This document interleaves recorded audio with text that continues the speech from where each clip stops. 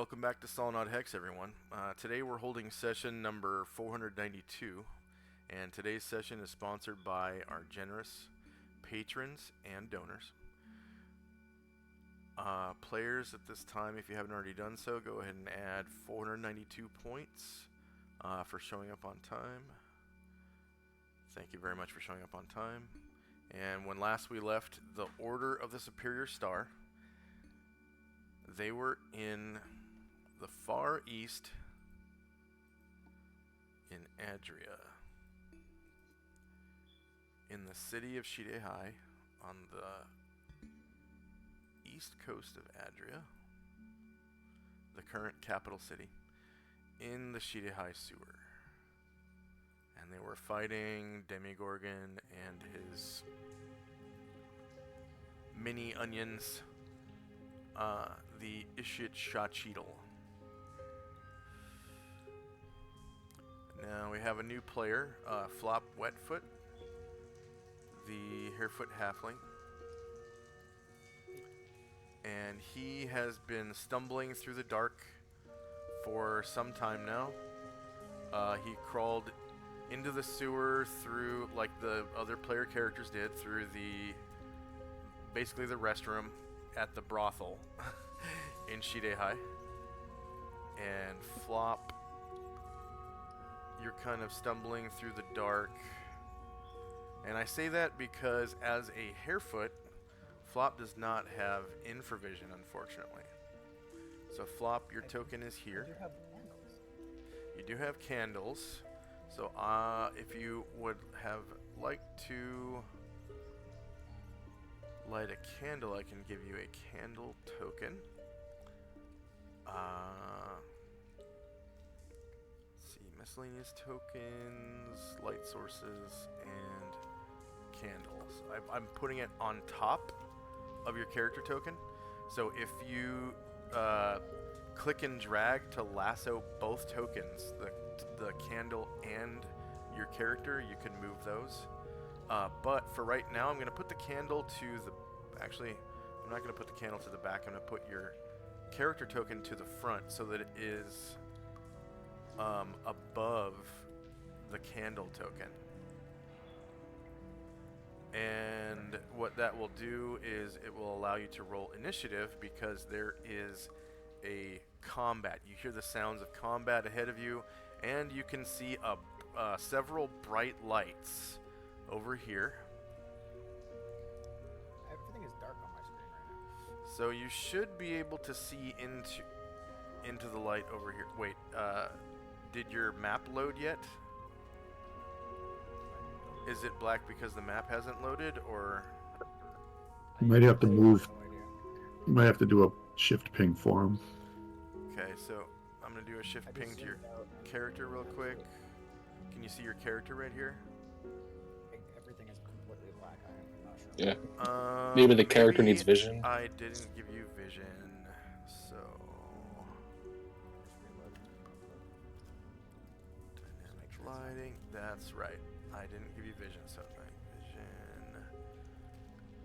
So I usually give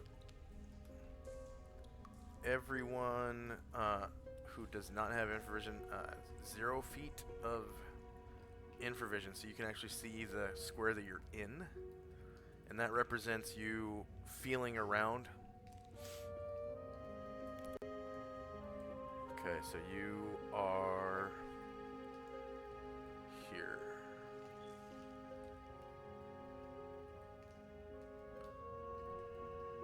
Just trying to see what And bear with me. I'm gonna save this token with sight to your sheet. Update default token.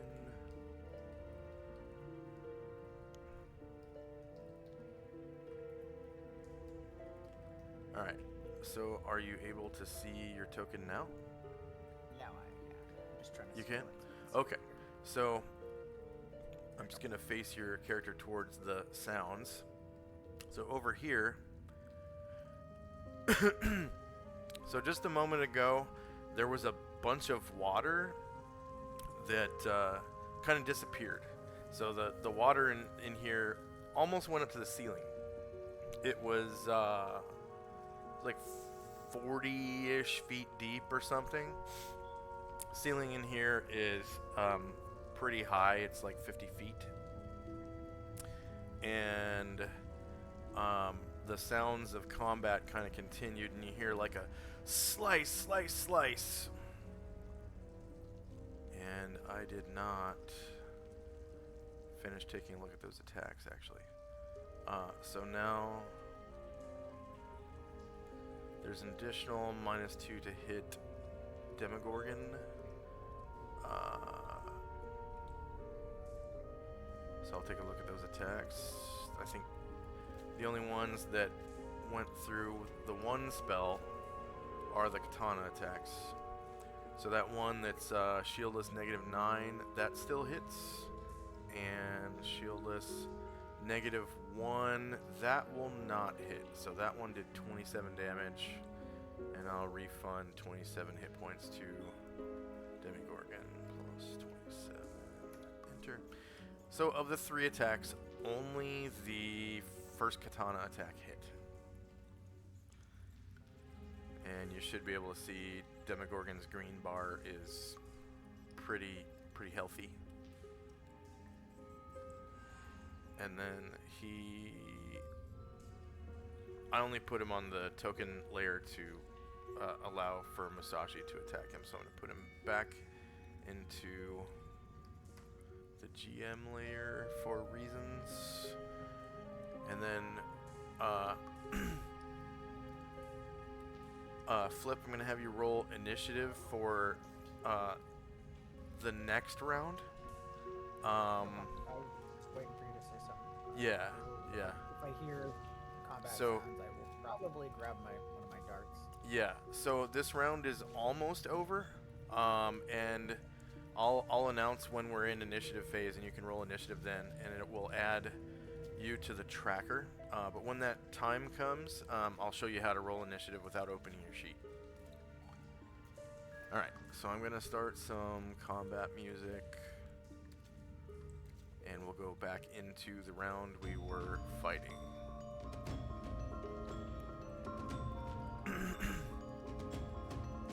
Alright, and actually, Flip, for right now, I'm going to put your character on the GM layer until the end of the round. That way no one can really react to you. Alright, Because I don't want you, like, catching a stray bullet or something, you know what I mean? Okay, so you're just going to have a black screen just for a minute while we finish the round. Alright, so next up is Mad Moen with his multiple attack. I'm not sure if he had movement left, or I don't remember. Yeah, I don't think he did. I think he did all his movement while the water was up. Okay. Next up is Almond. And he was also holding his first attack. Alright. So there are two Ixit Zachidal kind of flopping around in front of him. And because they're not in the water, I'm going to count them as being in the prone state. So you get a +4 to hit them. All right, well, And they're kind gives him a good shot at it. Let's see if he does. Yeah. They can still attack from the prone, but they attack at a -4. And they're kind of flopping around trying to get in the water, and I guess I'll run them as grenade-like missiles for them flopping around trying to get in the water, and we'll see what happens. Because they don't really have, you know, a land movement rate. Alright, so Zalmond.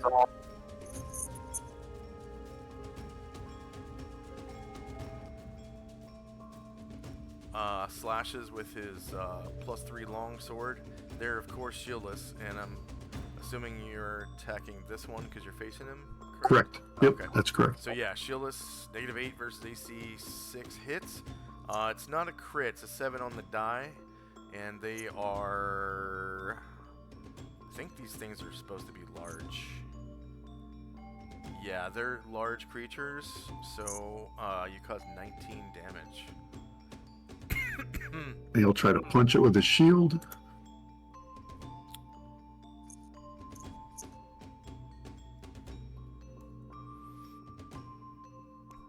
Alright, shield punch, shieldless line, negative 14, 15 on the die, so it's not a crit.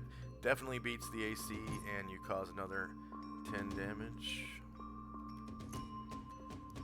Alright, Ryer, if he had any movement left. I don't think he moved, really. Did he? Yeah, I think he stood his ground, so, yeah, he'll come up and, back up Zalmond and, stab this Ichichadil, in the back, and this will face me. Okay, so it'll be back attack. You get +4 to hit because it is in a prone-like state.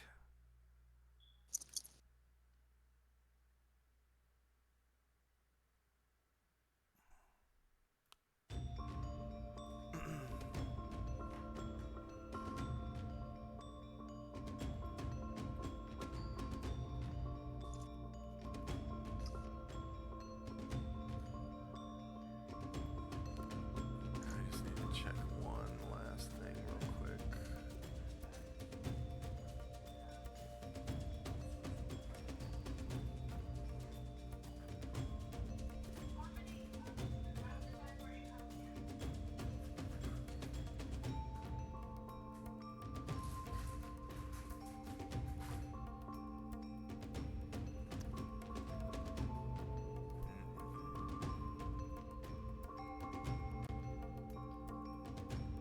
Okay. Okay. So that is a back attack, -6 hits, AC 6. Oh, that was Zalmon. So yeah, you can go ahead and roll your attack. Sorry about that. Yeah, sorry, it's doing that weird glitch again where it's not rolling my attack, so I'm just trying to refresh my page. Oh yeah, that's probably it. And I guess I will take this time to switch my little app things on Twitch while you refresh. So I had to remove all my cookies and everything. I always do that right before our sessions. There we it go. is. So -2 beats AC 6 with a 7 on the die. You cause 10 damage to that Ichichadil.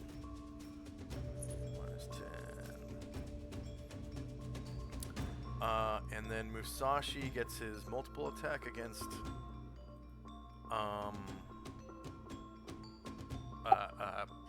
Demogorgon. Go ahead and roll a D100 to see if it even has a chance of hitting. If it's 50 or less, it will not hit. Okay, so I will put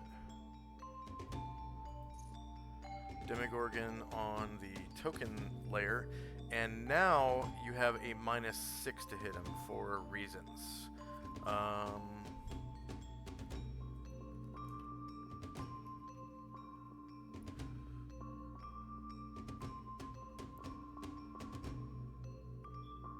You can see a chaotic maelstrom of energy and demi-matter surrounding Demogorgon. Ooh.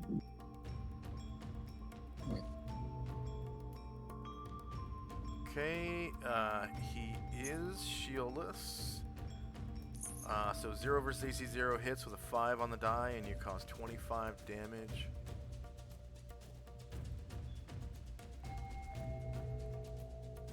With your katana.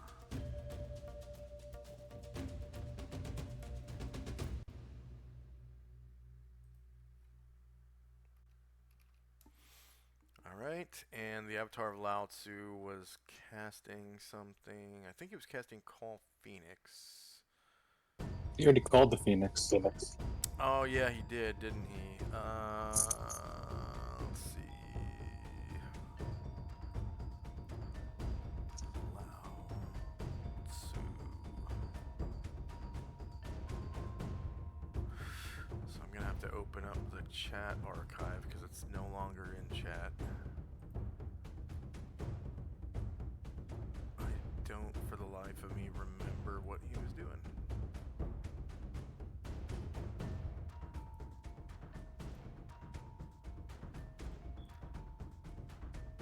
Let's see. Chat archive. And right now the chat archive is small enough I can show it on one page.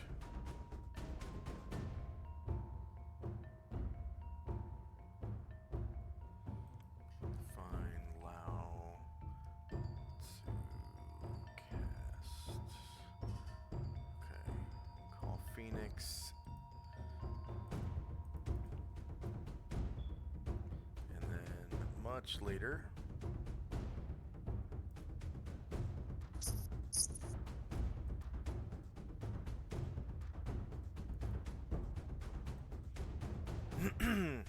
Huh. I had him cast Call Phoenix again. He will not act this round.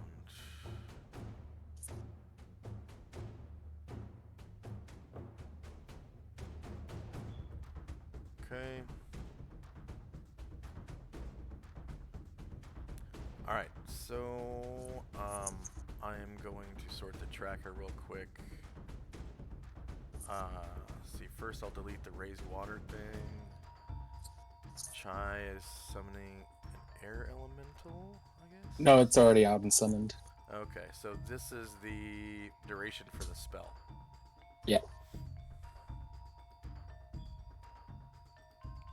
Alright. Was anyone else waiting?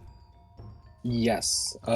Chai's been waiting, and so she's going to change her initiative, and hearing Musashi attack some invisible force, she is going to try to cast a dispel magic and take a 5-foot step. Alright.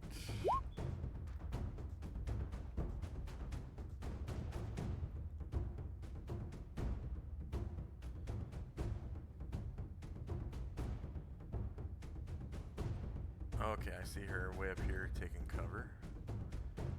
And let's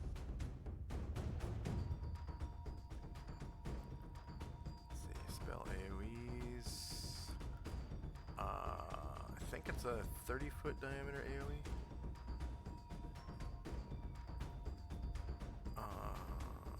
30 by 30 by 30 cube. Okay, so here's a 30 by 30 by 30, 30 by 30 by 30 cube. Did you want it down in the water, I'm assuming? Yeah, well, she doesn't want to try to dispel anything on Airdrim, so Maybe here. yeah, and one more notch down, because Musashi's facing that way, so yeah, one more. Yeah, so there we go. Okay. So we've got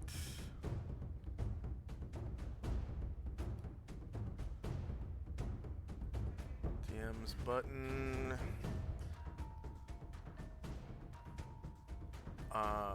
And then what's her casting level? 12.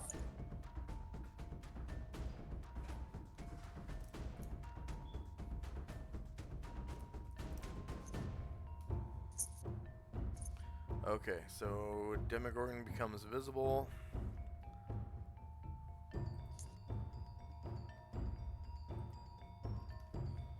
He's right there.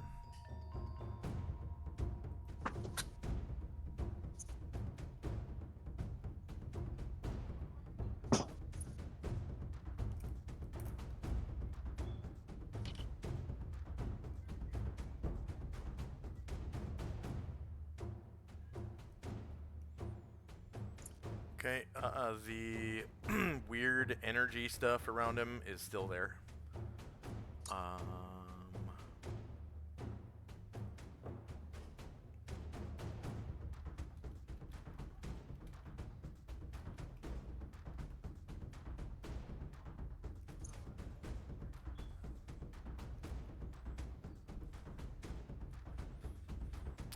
His muscles kind of shrink a little bit. Doesn't look as buff anymore. Hmm. Just a second.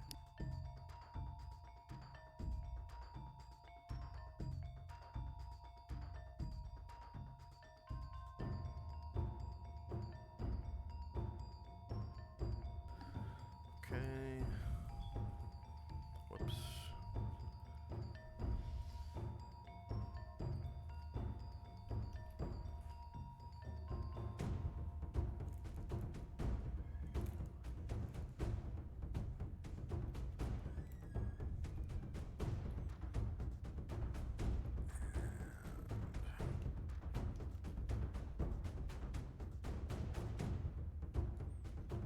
Oh yeah, that's right.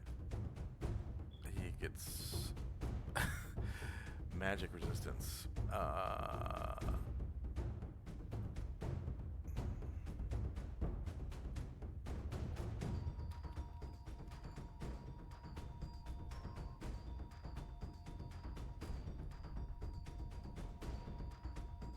He resists it anyways.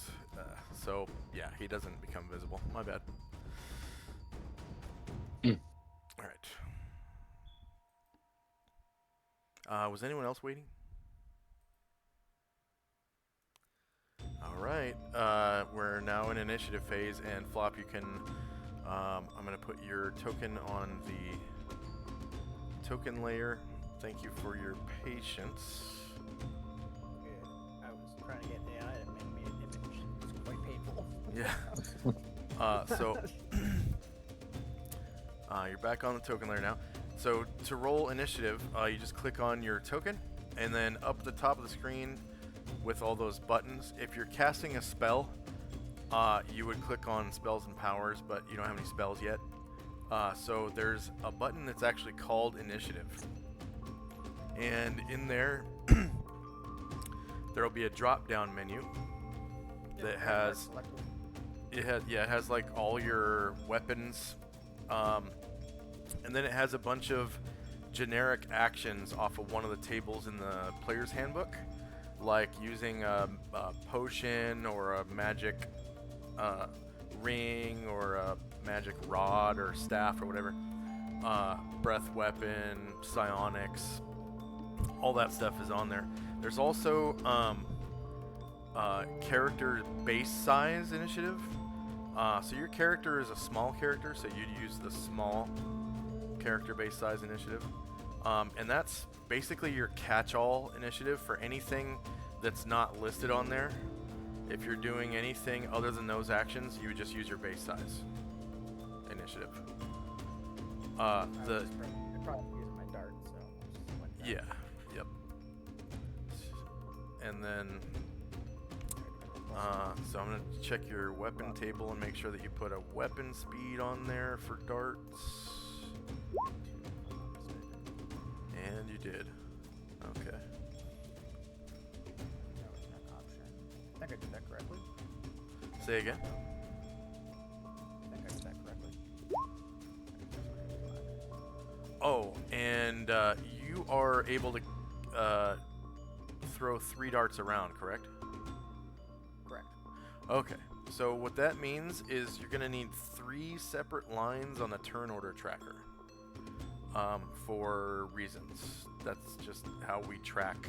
When you actually have real multiple attacks like this, where you're using the same weapon more than once during the round, you just need, you know, however many times your rate of fire is, that many lines on the turn order tracker. So whenever you use your darts, just tell me that I need to give you 3 lines on the tracker. And I'll come over to your token. I'm gonna hold control and then tap U twice because you already rolled initiative once. So it's important that you roll initiative once before we do this, because it will add you to the turn order tracker once, and then you tell me that you need 2 more slots on the tracker. So I just gave you 2 more. If you scroll all the way down on the tracker, it says flop 11.57 and then flop 0 and then flop 0. So what needs to happen, and this is what you would do while you're rolling initiative for your character during initiative phase, you would change those other two to 111.57 and 211.57. So what that's going to do is it's going to spread your attacks out so that you participate in the normal line of initiative, and then for multiple attacks, your 111.57 is going to be put into the order of initiative with other people that also have multiple attacks. And then your third attack in 211.57 will be set into the initiative of people that have a third attack, if any. And that way everyone's attacks are in order. Because in AD&D 2nd edition, multiple attacks are supposed to go in order of your initiative for the first attack, and then when everyone else has a chance to take action, then you take your second attack, and then again, when everyone else takes their second action, if any, then you would take your third attack. And so that's just mechanically how it works on the turn order tracker in Roll20. 11.57, 111.57, 211.57. Sometimes you're going to have a single digit initiative, like let's say you had a 1.57, so that would be for the second attack 101.57, so you'd have to add a 1 and a 0. So That's all good. yep, that part might be a little annoying at first, but once you get used to it, and see how much sense it makes, then it's kind of beneficial. The 0.57 is actually a tiebreaker, because in AD&D 2nd edition, anything that comes up on the same initiative is supposed to happen simultaneously, but it's really difficult to do that with all the a lot of moving parts and stuff, because I sometimes run really big encounters, like with dozens of tokens, and so what I did is I installed a tiebreaker that basically rolls a D100 after your initiative. So simultaneous initiatives are broken down by D100 after that. So and then if there's an actual simultaneous, with the tiebreaker, then yeah, those two tokens can go at the same time, and it's like a 1 in, 1,000 Pretty chance. small. Yeah, one in 10,000 chance, I think. Something like that. So, but it does happen from time to time. Okay. Is anyone else still rolling? I'm good. Let's see. I'm good. All right.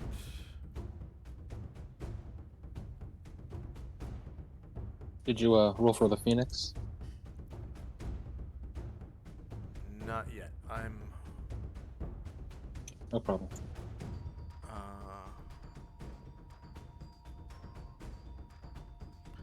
kind of figuring something out here. Let's see.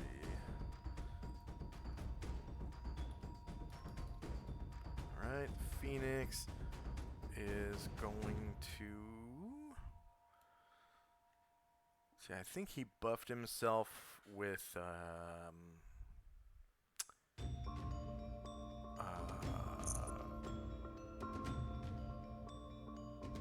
I think he blurred himself. yeah, he blurred himself, so I think he will...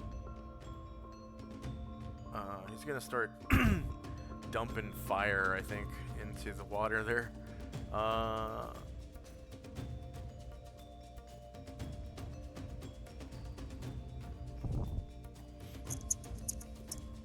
Oh, he has invisibility. Yeah, okay. So, and it's...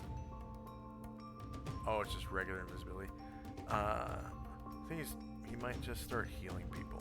So I'm gonna roll large base size initiative for him.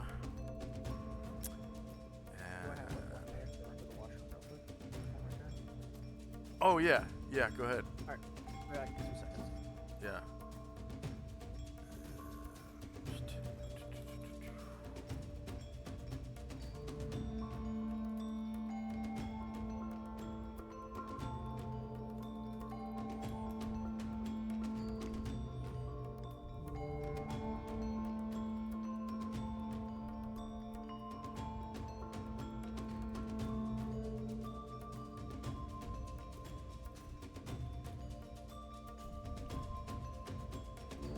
Alright.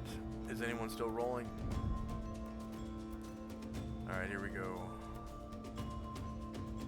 So we got spells in time.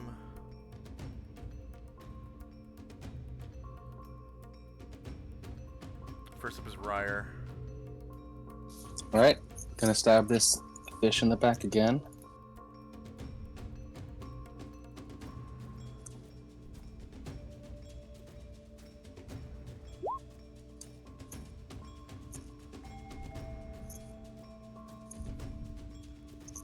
Alright. That is a back attack, of course, and you did give yourself +4, so -5 beats AC6. You cause 8 damage. So they should shot Cheetle. Musashi.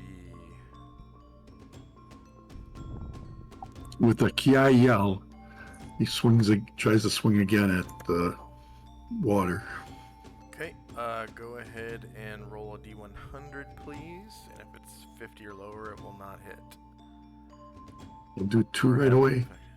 I'll do 2. First one's a katana, second one's the wakizashi. Alright. So you can go ahead and make your attacks at -6.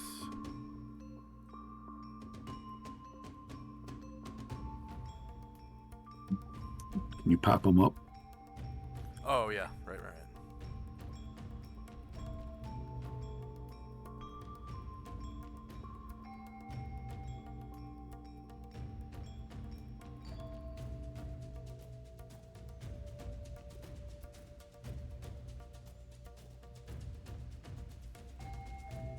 Okay, shieldless line, that is a natural 1. Musashi goes off balance, trying to regain balance. He's kind of like, what? And mowing.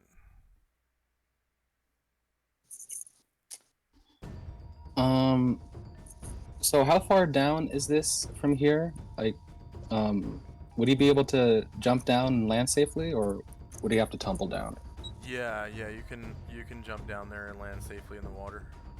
Okay, Because yes. it's only knee deep, and Yes, that's right. it's not really like you jump in. It's like you slide down the side, because it's a sloped, inward sloped wall. All right, and yeah, Moen will get in the water and try to head towards where Musashi's slashing at.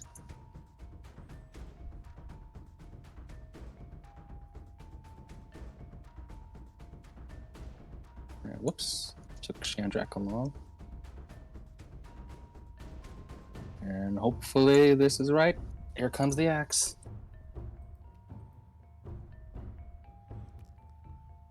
Okay.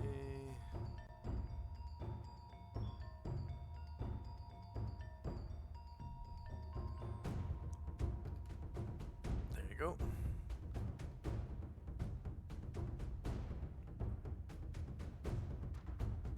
There it is.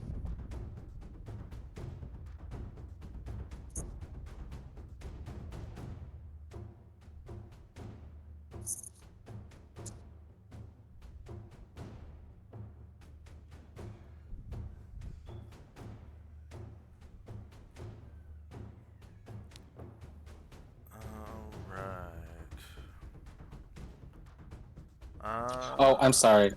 I need to reroll that. I didn't. -6. I did. Yeah. Yeah, I didn't. I forgot to tell you. -6 to hit. Oh, actually, go ahead and roll a D100. Yep. Yeah, if it's 50 or lower, your attack is ineffective. Yeah, it's Oh. ineffective. Whoosh.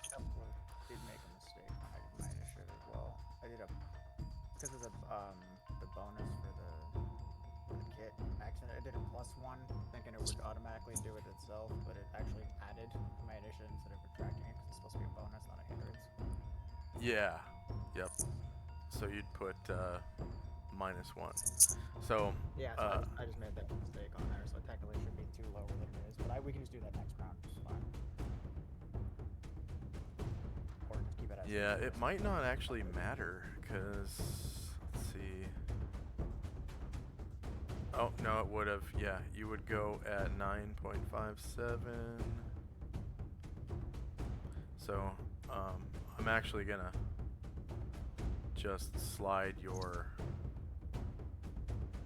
tracker line.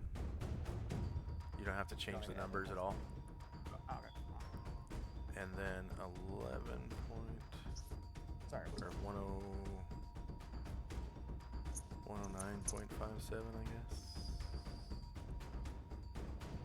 Yeah, I forgot about, Jesters have Jester's Luck, and it essentially gives them +1 to everything except for hit damage, hit point rolls, and stat rolls. They just have a plus 5% to everything. All their Pretty thief much skills and everything except for my offensive capability, hit points, and base scores. yeah. Jester's Luck. So that 211.57 doesn't matter because the next lower one below you is 203. So it doesn't even move.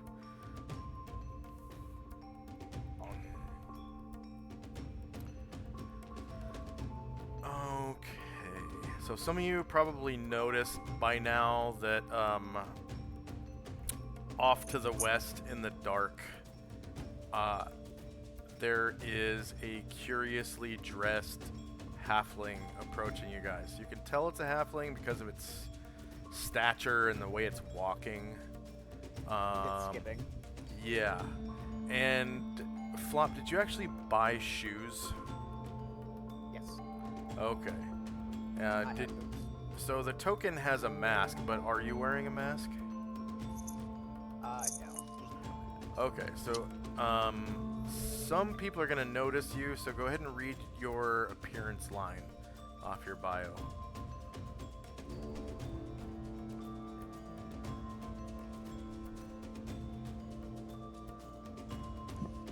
I forgot to write that in. That is my mistake, but I have it. You basically see a jester wearing a typical jester outfit with the normal little floppy hat with the two little crowns, or not crowns, but horns coming out. Bells on it. Yeah, with the little bells on it, and it's basically black and red. Surprisingly clean, considering. And yeah, just covered in little bells and just a typical kind of motley. And he has two pouches filled with several darts on each side of him with a little backpack. And then off in the And distance. and he's holding a candle. Oh, sorry, and he's holding a candle. Oh, holding a candle, yeah.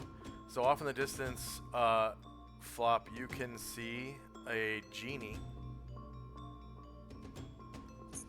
standing behind an Adrian woman that looks like that. And she's taking cover behind this pillar right here and looking at something that you may or may not be able to see. I can't tell if you. I'm gonna actually use your eyes right now. I don't think I can see very far. If I go Okay, straight, so you I can't see. see anything ahead of me, so.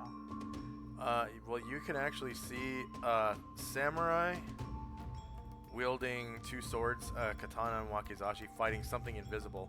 And there's this kind of burly-looking dude with a wicked-looking great axe fighting it as well.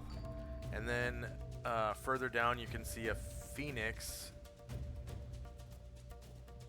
that looks like this, fighting against like a stingray in the water. Okay. Bird fighting weird flatfish. Okay. Yes. Got it. All right. So I am going to question whether or not these people are on drugs. They are Alright. fighting something that I do not see. So you guys hear an audible pop. Hmm.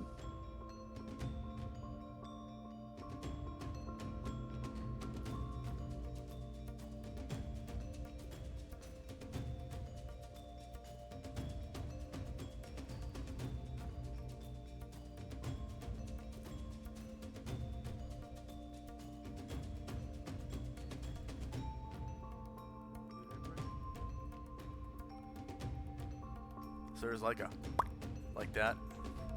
Shandrak. Hmm. Okay.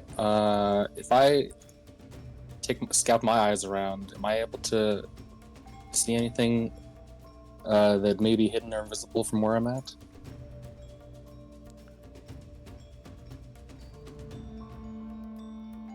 Let's see.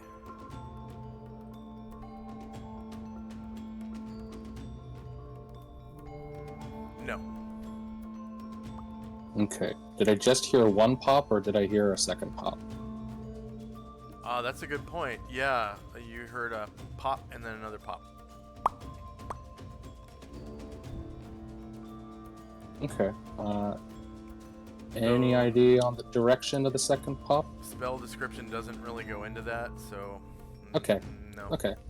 That's fine. In that case, well,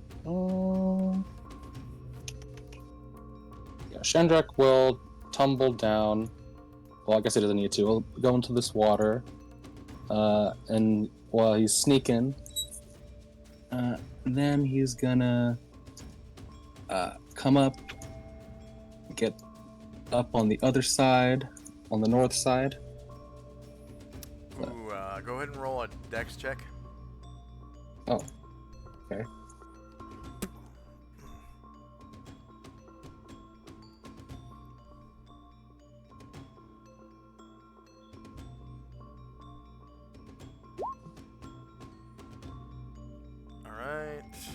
So as you're approaching, you kind of feel something there and are displaced. And it feels like a half-naked Adrian guy holding wakizashi. Okay, yeah.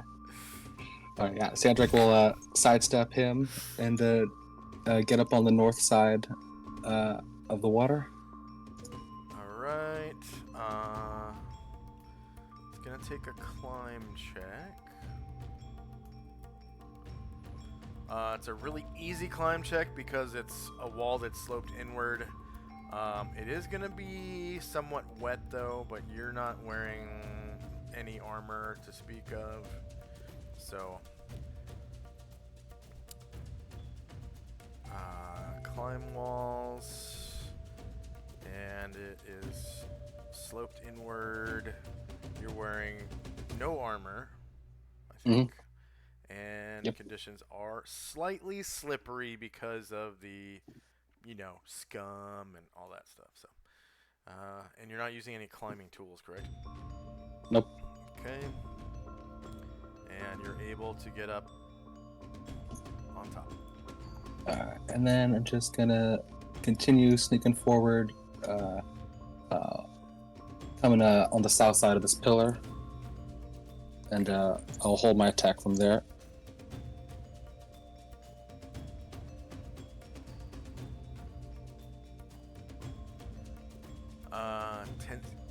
Tenzi. Kenzie cast Omniscient Eye. Omniscient Eye.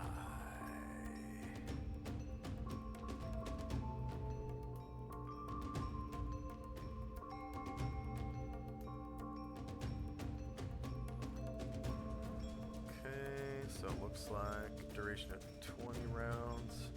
I think there's a 29. Yeah, 29. There should be an eye token marker, like a blue circle thing. It's the Middle Eastern spooky eye, evil eye thing. I'm pretty sure it's in the. Is that it?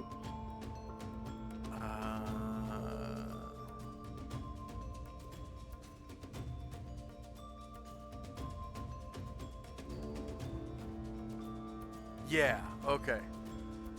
What did it say that was called on the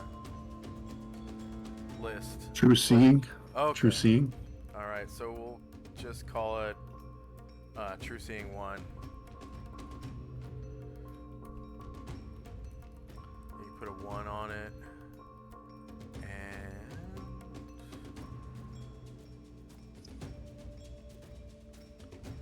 29 rounds. Okay. This divination enhances the caster's vision by allowing him to see through any normal or magical darkness, fog, or mist to a range of 60 feet. In addition, the caster has a chance of piercing magical illusions, blending, and invisibility equal to 70% plus 1% per level of experience, less 2% per spell level. So let's see. And then you also have your regular chance of seeing invisible creatures.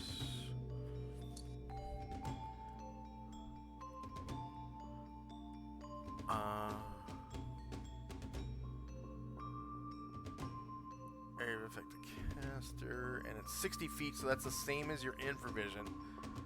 So yeah, you don't see anything. Okay. Out of the ordinary, that is.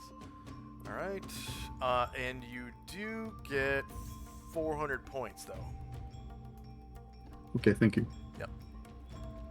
For casting a 4th level priest spell. Priests get a lot of experience for casting spells. All right, next up is Flop. So, yeah, you kind of, let's see. Verbal somatic material. Yeah, you heard some like mumbling in the darkness down here a moment ago.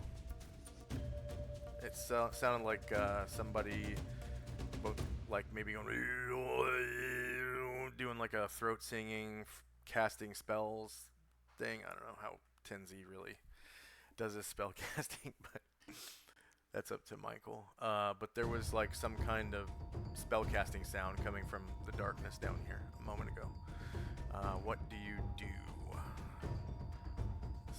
You're in a sewer, so it doesn't smell very pleasant. You can smell nasty smells. There's, you know, yucky stuff growing all over the walls and floors. I will see some people, and I see them freaking out. So I'm assuming it's just a party. I have no idea what's going on. So I will start to actually give me a second. Just gonna measure how far. Not that far. Oh, I can't see anything more though. Oh, got rid of candle. Sorry. Yeah, if you can actually click and drag to lasso both tokens together and then move them as one. Oh wait, so I can't see where I'm going. Right, yeah. So there's you come to the edge of like what appears to be a large pool. Oh, it's a pool. Oh, okay. So I gotta Yeah, go to the pool you thing. can see like sloping wall leading down to some nasty looking like green water with like dukes floating in it. I will try to see if I can go around this. We got. Alright, I'm gonna get used to this here. I think that's probably as far as I can get here.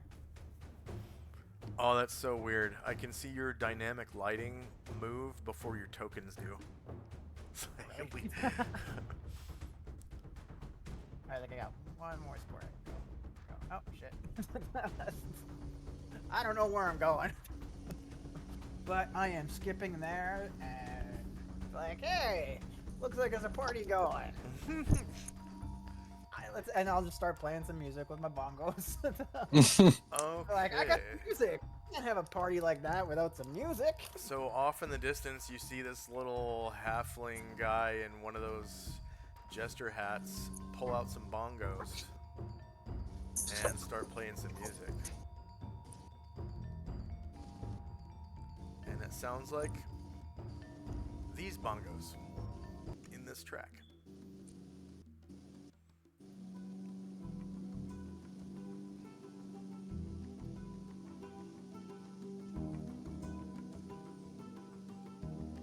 Shandrak, your mic is buzzing. Is that, do you have a fan? Oh, I'm sorry. No, someone started mowing the lawn outside my window. Oh, okay. Yeah, it does sound like a lawnmower now that you mention it. Okay. Let's see. We got a Nozira tuning that is probably gonna plop down into the water.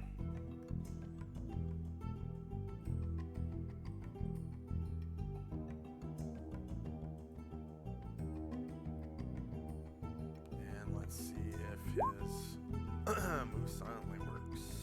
I'm just gonna roll a group roll for the tuning.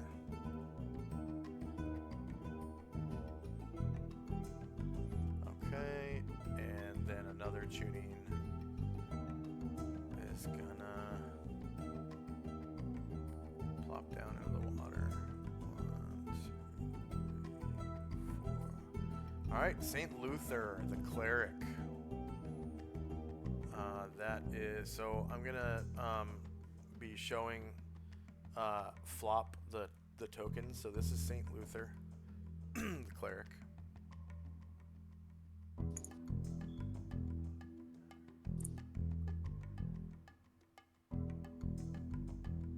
And Luther will come around and join Ryer and hammer in this fish in its back. Beating up fish. Hell yeah.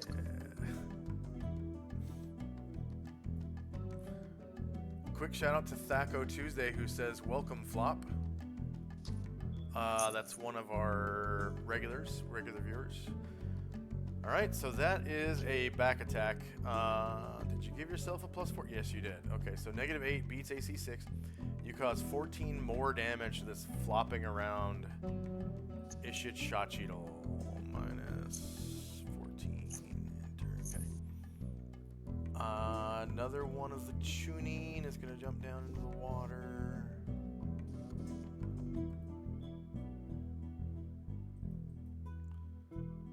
Come on. There we go. 1, 2, 3, 4. Sakaki Buma is going to wait. Another tuning. Going to jump down into the water.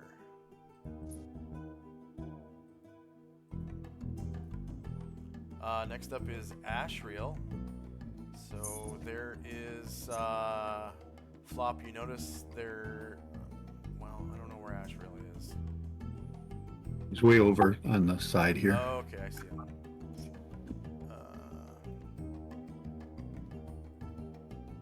I'm gonna put this token below him.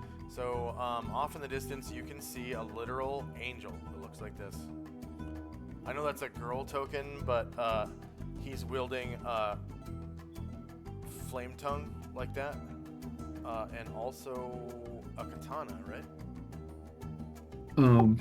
Or Right now I'm doing the no Nodachi. no dachi, yeah. Oh, okay. So like a really long katana, Sephiroth length katana. Overcompensation sword. Got it.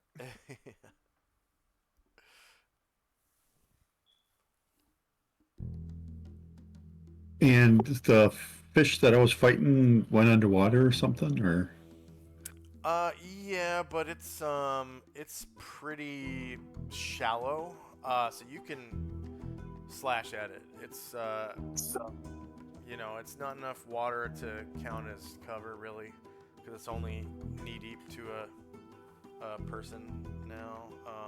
Even though they're at the bottom,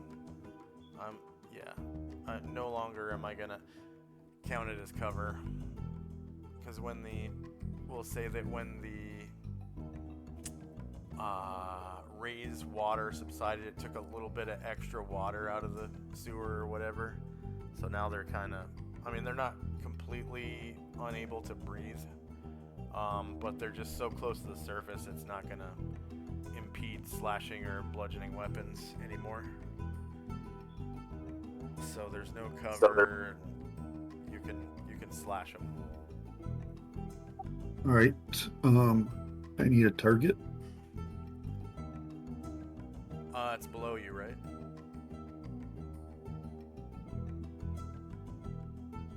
Is it not on your layer? Oh yeah, it is below me. Okay, sorry.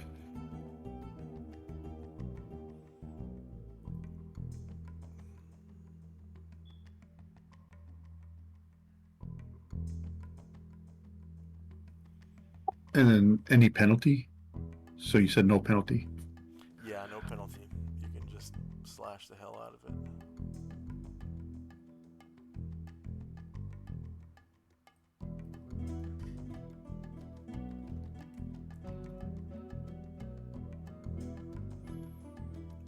think you have bonuses from recitation and all that stuff. Yeah, I added +2. All right.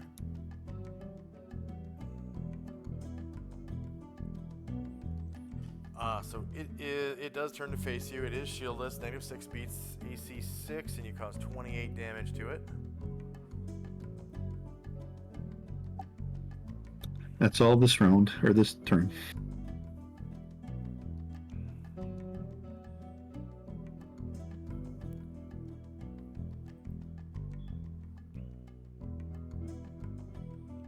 Okay, this exit Shachidal is going to try to attack the Phoenix, who has Blur, which I think is like a bonus of 3 to the armor class. Blur.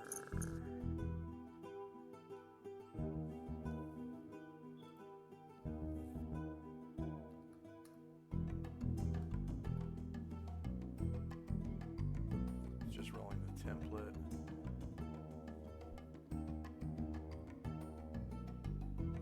-4 penalties on the first attempt and -2 penalties on all successive attacks. Also grants the wizard +1 bonus to his saving throw for any direct magical attack. So it has a -4 to hit, it has lower ground, and it also is under the effect of St. Luther's recitation. So that's like a -2 to hit, right? Yep. And damage? Or is it just to hit?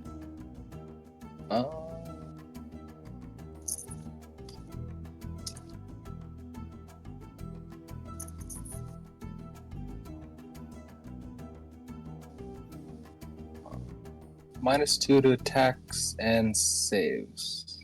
Okay, yeah, Okay. not damage. Not for enemies. Okay, so it's a melee attack. It's on lower ground.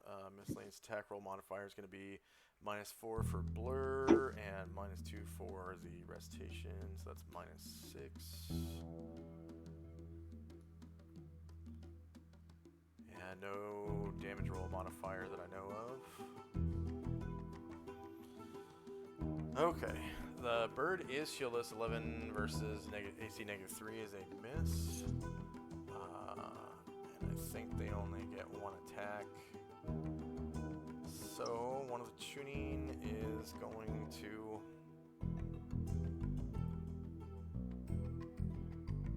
jump down into the water.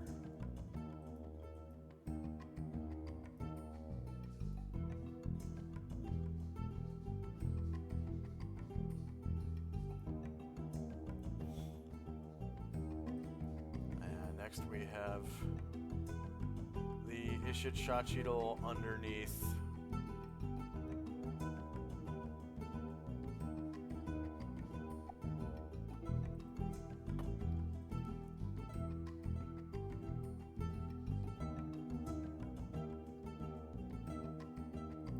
Ashriel.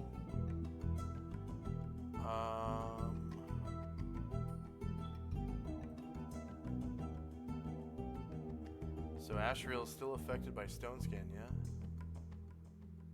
I'm hoping. Yeah, so I don't see a diamond on him, but the Ishachachidal kind of, strikes at him, striking a Stone Skin charge and shattering it. The Jonin is going to roll to move silently. Jonin is the leader of these ninja.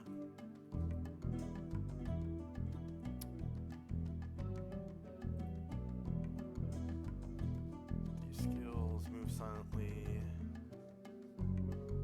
And he moves down into the water. Next up is Almond. Zalman will attempt to. He will swing with his sword against the one right in front of him. And then he'll follow up with a shield punch. Alright. If necessary.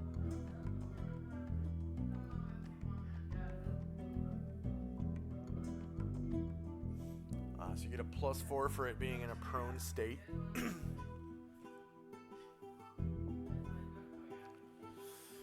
Alright.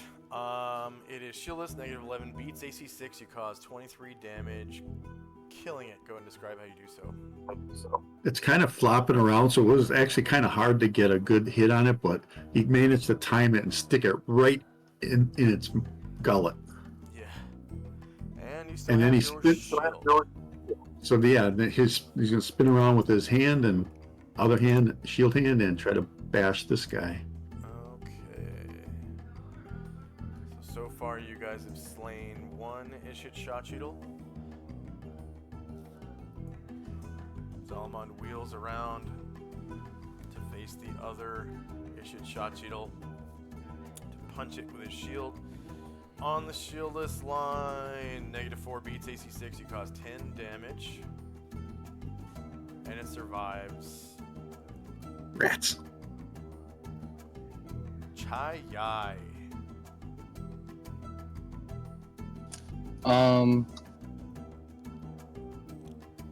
I suppose Chai Yai will attempt to look around where she's at, see if she sees any strange disturbances. Okay, she is human. Whoops. And does not see any strange disturbances in the light of the continual light spells.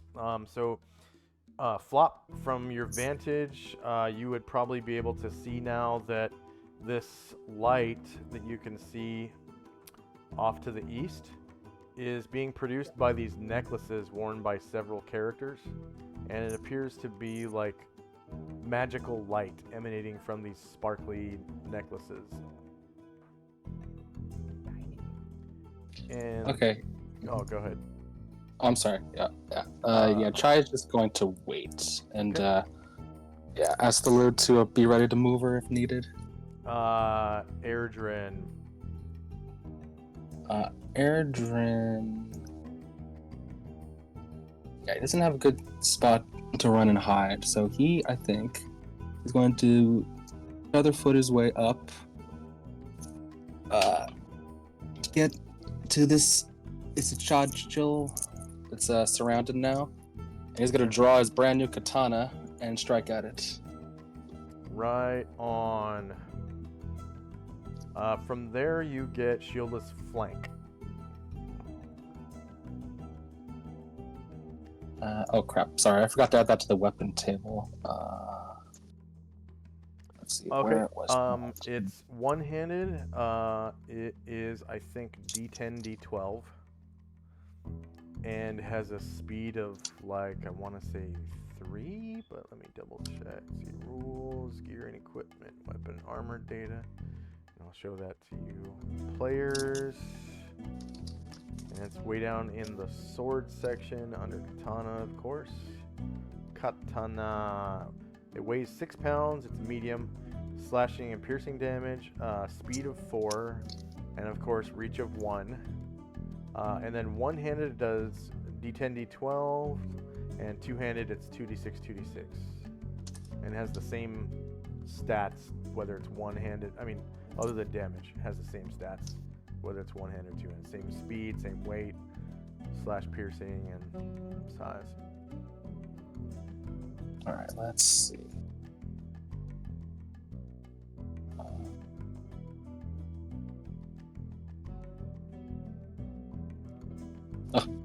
Gotta drag that up the table.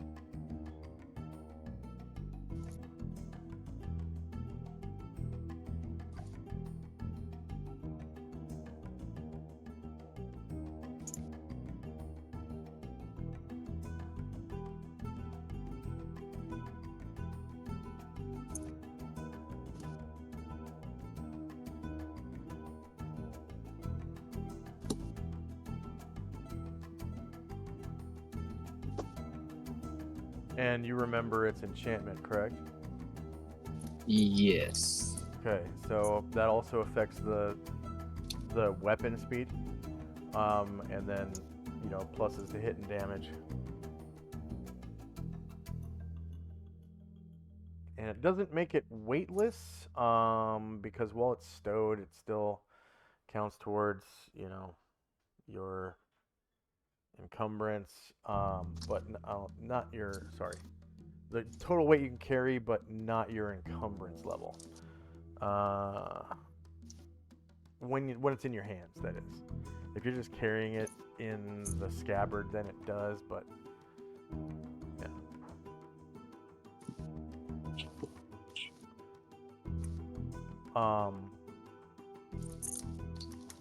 I'd say if you were carrying it in a backpack, then it counts towards encumbrance. But if it's like on your hip, no, because it's easily drawn at that point. I think that's pretty fair. There we go. There you go. All right, so that's against the shieldless flank line, which looks like a no symbol with shield with flank. So -1 beats AC 6, and you cause 9 damage to it, killing it. Go and describe how you do so. All right. Urgent looks around, doesn't see any good place to hide, but sees that enemy bloody and flopping, so he comes right up, draws his brand new katana, and shoot, slices it right in half. Okay. This Ishit Shachidal is the one that just died, so I'm going to put it on the map later and we'll take it off the tracker. Okay, next up is the Air Elemental. All right. Blast of air at the enemy. He's still fighting.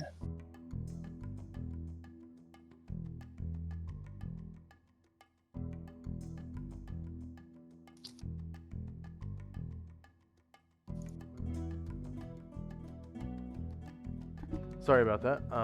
What was that? Blast of air at the Ichichadidal. It's fighting. Okay.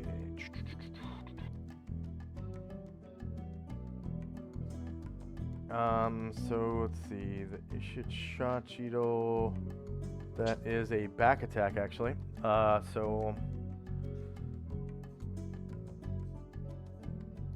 air to ground. Yeah.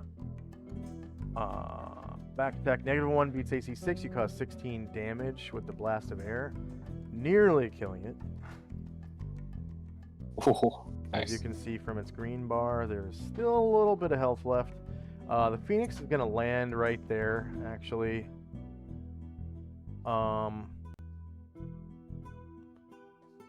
So it is no longer in flight. And let's see, it is going to attack the Ishit Shachidal. So it has left claw, right claw, and great beak. So Flop, these attacks are not multiple attacks. It's basically a claw bite attack routine of a monster. So these attacks occur all at the same time on the creature's initiative. So, and then anyone who has actually 2 weapons, those attacks go at the same time. So the samurai with the 2 swords, he's attacking with his katana and then his wakizashi. And then later on he has multiple attacks with his katana.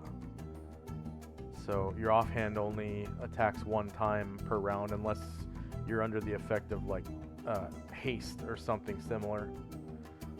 Okay, so this is shorter melee and same elevation now because he landed.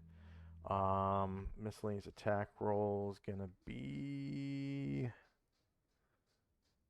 I think he's under the same effect of recitation, so that's +2 if you're not the same religion, +3 if you are, right? So +2 to hit.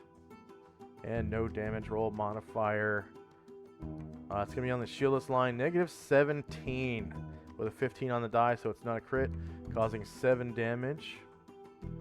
Okay, and then the same attack again, but the opposite claw. So this is the right claw, shorter melee, same elevation, +2 to the attack roll. And no damage mod. Shieldless line, -15, beats AC 6 for another 7 damage. So that's a total of 14 so far. And now with its great beak, it pecks at the Ishit Shachidol. And actually, I think those 2 attacks kill it. The first one killed it, so -7 enter. And so this Phoenix lands. The air elemental basically does the big work, you know, doing a bunch of damage, and then the Phoenix like reaches out with its claw and kind of hits it for about 7 damage, and the across the Ishit Shachidol's like neck area, I guess, and blood goes into the water everywhere, and it croaks, it dies. Blood goes everywhere.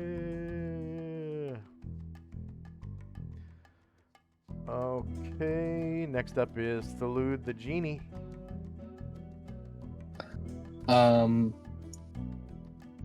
Yeah, no order from his mistress, so he's just holding her and ready for if she needs her. All right, Ryer. Okay. Well, I guess Ryer will cross the bridge.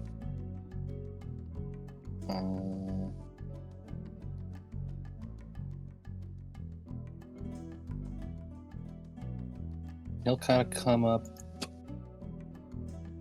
to the northeast side of this pole and try to take a look. Does he see any disturbance in the water or in the walkway to the right? No. Okay. Well, he's just gonna hold his attack from there. Okay, and Musashi's off balance. Next up is Mad Moen. Yeah, Moen. Sorry. So is he able to get up on this wall, or is it just the northern wall that had to be climbed, or did both of these need to be climbed? They both need to be climbed. They're sloped inward. But did he Okay. make a check to climb it before? No, not to climb. Okay. You just yeah. Well, okay. So I guess Moen will start to head over towards this mysterious figure. End up there and hold his attack. I'm gonna be like, "Hey, you! What are you doing here?" To Flop. So Flop, a man with a huge great axe of disgustingly gorgeous construction approaches you and kind of calls out saying, "Hey, what are you doing?" And he's dressed in like samurai armor. You're wearing Oyori, right? And Kote, yep. And Kote. So the armored sleeves of a samurai with samurai's armor. I will yell at him asking, what is the difference between a spring and a summer roll? What? Seasoning! And then I'll do a little backflip. Moen is just like flabbergasted. It's like, well, huh? I like a guffaw look on his face. Like, what is happening? Okay. And he's just gonna hold I'll his do like, kind of attack. like little jazz hands, like ta-da! After I do the flip.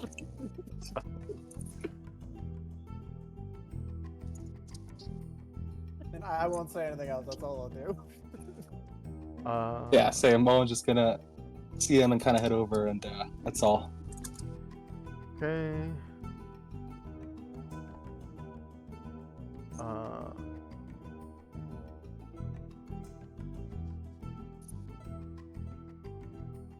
Wow.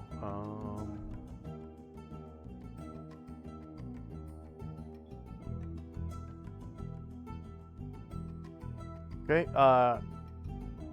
Tenzi, you can roll your percentage for your spell effect. And then if that fails to proc, you also get a saving throw versus spell.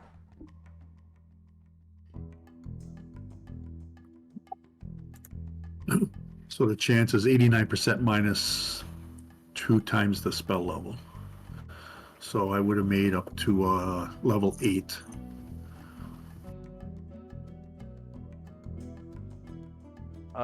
And then what was the name of the spell again? Omniscient Eye.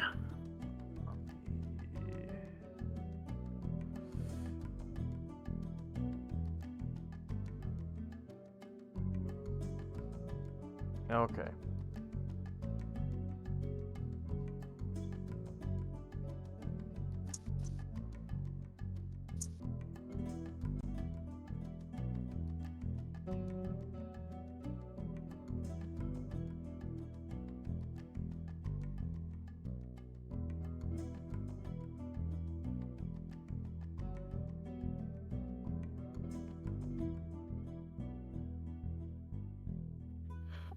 Gotcha.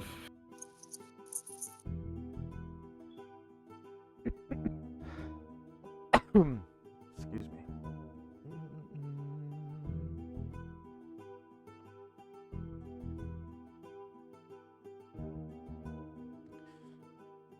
All right. Next up is.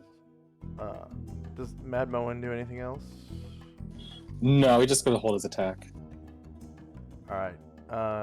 Flop. I appear to. Now that I can see more, I realize I have gone the wrong direction.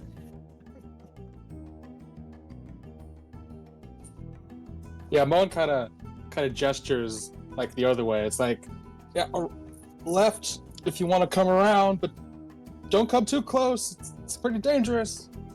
So one of your options is to jog if you want. I'll just start skippy jogging. Yeah, it takes your action for the round to jog, but it doubles your current movement rate. So in combat, your movement rate is 6. Out of combat during exploration, your movement rate is doubled. So during combat, if you jog, it's going to be 12. If you jog outside of combat while you're exploring, your movement rate would be 24 when you I will jog. do the jog. I can't do much Okay. else otherwise. So, Just trying to figure out and how far I can go here. yeah, so I know you've used Roll20 before, but if you pick up a token, like here, let me show you. I think you were over here. So if you pick up a token and then while you are moving it, if you right click on your mouse, it will open up a ruler, and it will tell you how far you're moving. And then every time you right click, it sets a waypoint in your movement, so you can tell exactly how far you've moved so far. And 12 squares is going to pop you out right there. So if you jog, that is the extent of your 12 square movement. And everybody can hear the flopping of are you wearing clown shoes? Yeah, well, bells shoes. To your little bells and stuff. But Well- you score 5 feet though. Yeah, each square is 5 feet, and your movement is how many squares you can move. So at 6, it's only 6 squares, which is 30 feet. And this is in combat, remember. So outside of combat, your movement rate's doubled anyways. But inside of combat, it's just 6, and then double that would be 12 squares, which is 60 feet. Or that must be the house rule then. So. No, it's just regular 2E rules. No, regular 2E rules is you times your movement by like 10 yards, which would be 60 yards. That is outside, and that's not the combat and tactics movement rules. That's the player's handbook. So when you're inside, everything's in feet. When you're outside, it's in yards. So in old second edition rules, when you're outside, each square is what, 5 yards, I guess. As I said, it's all good. It's your rules. I'm going by your stuff. It's fine. Yeah. I get it. Overextend it. Anything else for flop? Nope, that's all I can do. So Okay, Ashriel.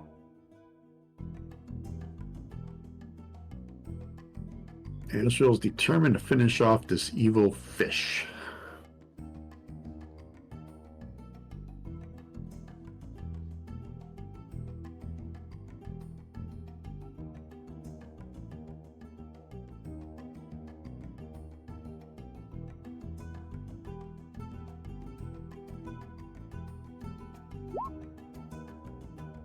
All right. It is shieldless. 0 versus AC 6 hits. You cause 24 damage with your no dachi plus 3. Killing it. Go and describe how you do so. He's fed up with this fish and just cuts its tail off. Ichor or whatever it has in it just pours into the murky water. Whoops.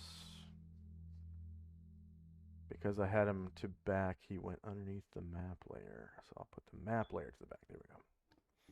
All right.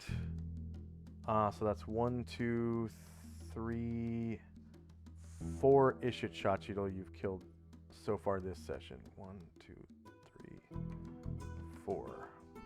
Out of the 5 original. Okay. And combat. We're still in combat, though you don't see any enemies other than some of you. And it's not Ashriel, I already rolled. Zalmond, I don't... Yeah, so Zalmond gets a saving throw versus spell adjusted by...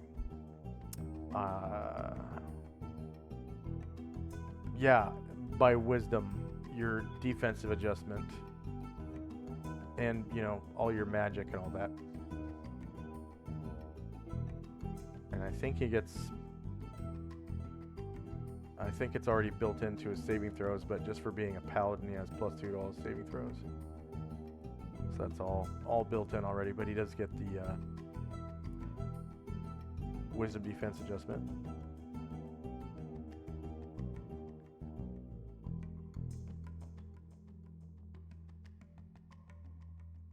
And he's a paladin, so his wisdom has to be pretty good, right? Oh, he doesn't have a magic defense No, adjustment. he does. He does not. Just barely underneath, I think, where he would have gotten one. So Zalmond. Well, you already know. Okay. Yep. And I don't So- think he's taken any movement yet. Nope. Zalman will yell, "Yo, he's over there," and he'll start moving. And remember, he already Hey. attacked, so he can't jog, so he's got his normal Yep. amount of movement. He'll cross a bridge and he points over at the gold pile. "Yo, he's over there."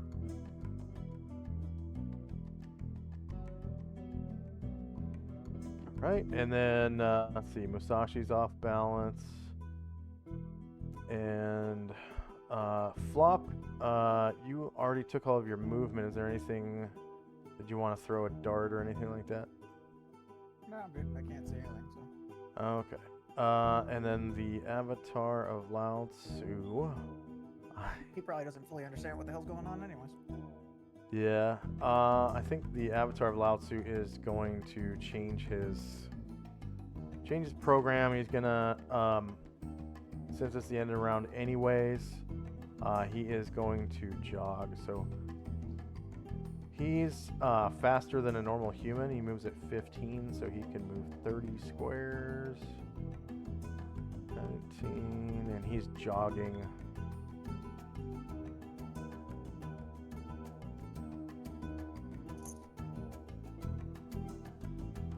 Was anyone else waiting? Yeah. Chai. Yeah. Hearing Zalman's notice, she'll turn to Thalud and say, "Pick up Moen and bring him back up here." And he says, "Your wish is my command." And he goes and grabs Moen and brings him up to you. Nice. Yeah, and that's pretty much all of Thalud's movement. I think he has like 2 squares left. So hearing that, Chai will come back around and take a different cover. And Thalud's kind of stuck in the corner, but he can move like 3 squares more. All right. And that's all from me. And then you can remove their weight symbols. And then Flop, I just want to make sure that you caught that 200 experience point bonus that I gave you earlier for role playing. It should be in your chat tab if you scroll up a little bit. And so you can increment that 20 times 0 up to 20 times 1 if you want, or just kind of keep track of it somehow. And if no one else was waiting or has any other actions, then we are going to go into initiative phase.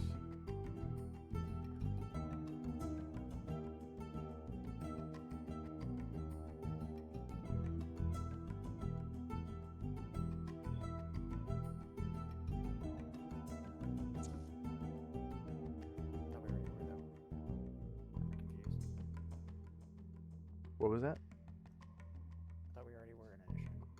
Or that end. Yeah. So every round you roll initiative in 2nd edition. Oh, so we're doing it that way. Okay, cool. Yeah. Wasn't sure. Yep. Initiative phase. Okay. So there are several different phases of combat. They begin with the initiative phase. And normally in a tabletop game, you'd start with declaration of action. But because everything on this virtual tabletop is through macro, it just puts your declaration into chat when you roll initiative, so I can see what you're doing. And there's a little bit more realism than normal because no one else can see what you're doing unless you shout out to everyone, "I'm casting this spell," and when you roll initiative. No one else is going to know what you're doing. So sometimes, it's important that you tell the other players, shout out in character, like, "I'm casting fireball, stand back," so that you don't nuke your friends. And if someone does get in the way while you're casting the fireball, you can actually choose to just release it, not cast it, but it still removes it from the spell from memory. So it kind of wastes your spell to do that. But that's up to you. If someone gets in your way, because you can always Be a little while Yeah. before I get to the damage. Yeah, because you can always dispel your own spells with a free action, and that includes during casting. So, yeah. All right, dude. I need the extra slot thingies, I think. Okay, so they're already on the tracker because I gave them to you last round.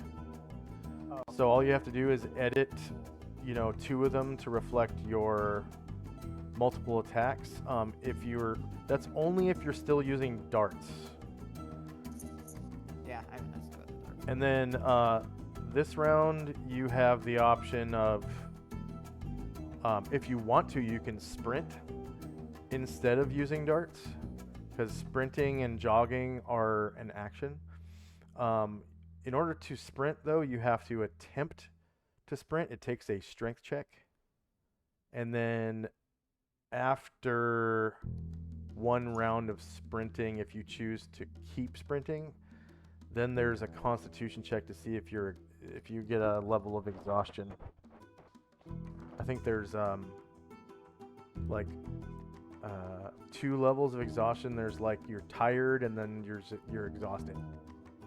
And each one increases your encumbrance level. So if you're unencumbered and you get tired, you go to encumbrance level 1, which is like just a minus 25% to your movement rate, I think. And then the second. Okay. I'll just jog for now. I'm not gonna. You're gonna. As I said, my character doesn't really know what's going on yet. Yeah. If you want to jog, then it's just your base size, that catch-all initiative option that I was talking about. Shit, I don't think I rolled that. Should I reroll them, sir? Let's see, flop. Yeah, because it looks like you rolled for dart. So if you wanna jog. Yeah, because I'm not gonna be ranged. Yeah, if you wanna. While the cool thing about initiative phase is you can change your mind about what you're doing at any time during initiative phase, as long as you don't go back to whatever you already rolled initiative for. Because then, you could be like, oh, I don't like that initiative. I'm gonna roll initiative for something else. I'm gonna flop back and do that, and rolling initiative twice for the same thing is kind of cheating.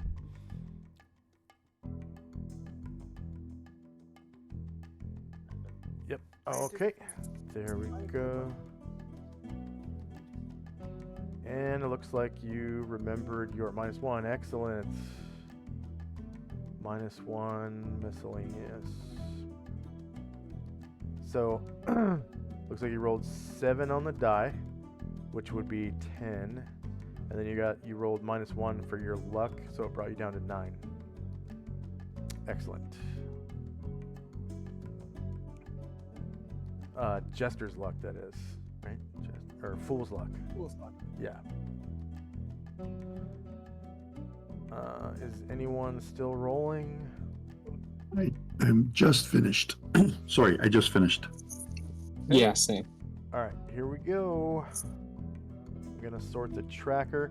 Now, flop, all 3 of your initiative lines are gonna be back to back. That's okay. We can just leave it like that for now, because in the future you might choose to switch back to your darts. All right. Chai Yai's air thing. Oh, and you're no longer playing your bongos. So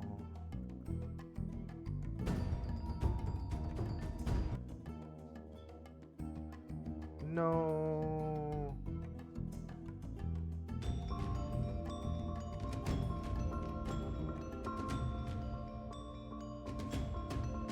Alright, so there's a bunch of spells and time. Time now is 8:21 a.m. on November the 27th, 1185.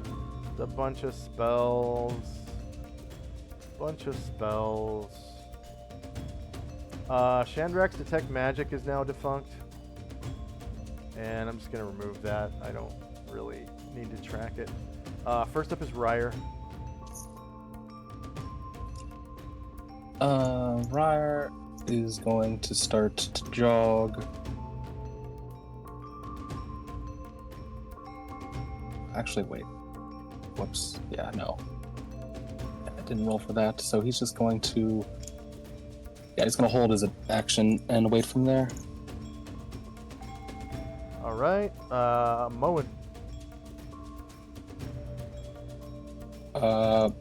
Before Moen goes, Chai's like, the Ludes take Moen to that gold pile. And, Moen will wait for that. Alright, I'm gonna let you...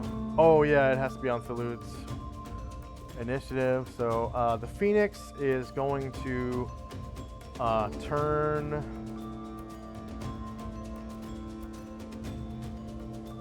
and begin flying. To get up and over the bridge, it has to just kind of like I'm gonna have it do a half move to move under the bridge and then take flight. So it just kind of walks underneath the bridge.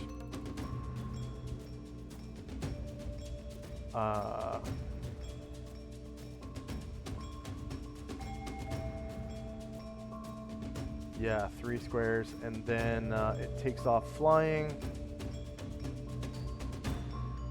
And we'll see if it can see. No, but it heard you guys talking about the gold pile.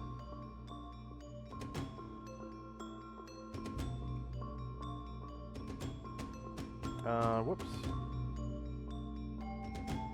It's actually gonna face northwest before it starts flying. So it'll fly northwest.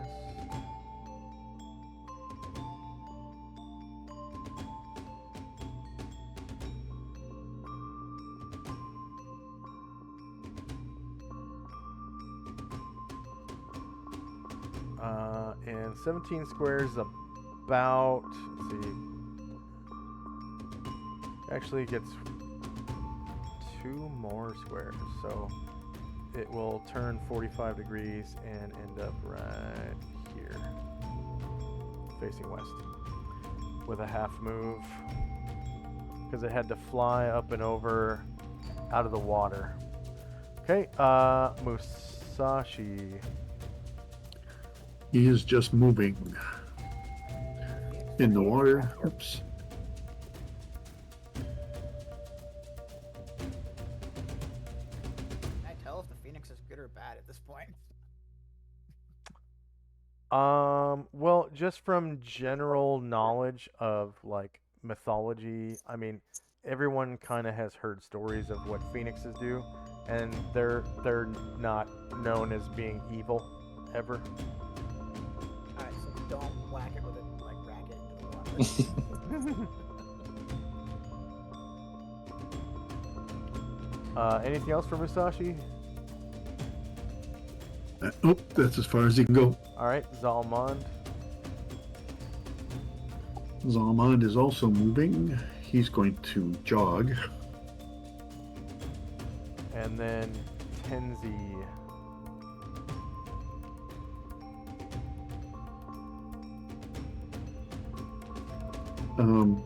Tenzi's going to cast a Vengeful Strike on whoever's within 30 feet. Apparently himself. Okay. Back. Yeah, he'll just cast it on himself.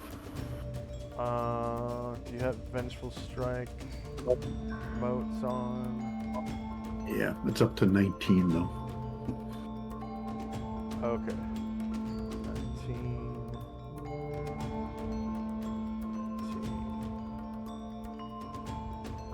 Alright, so Tenzi cast Vengeful Strike on Tenzi. And how many rounds does that last? 190. 190 rounds minus 190.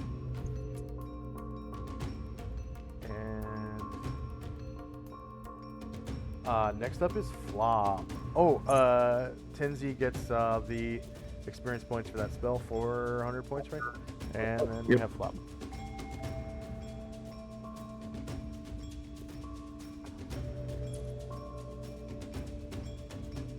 So Flop, straight ahead of you, right about here, you can hear the sound of more spell mumbling.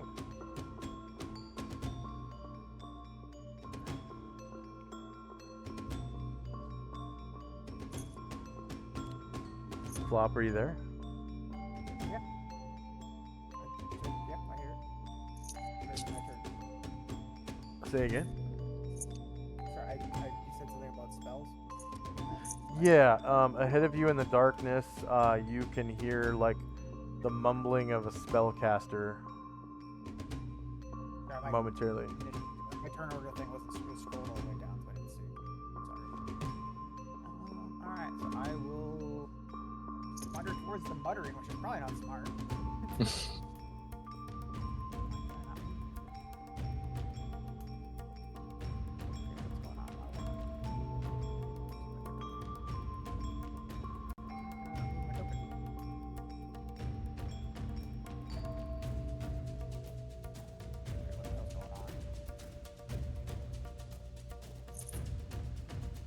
Why the hell did I not go back over here?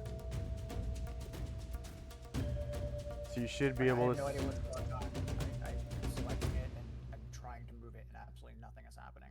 Oh, you might be kind of stuck in one of the dynamic lighting lines. So here, I will put you right here, and you should be able to. Wait, hold on. There we go. That's not gonna move.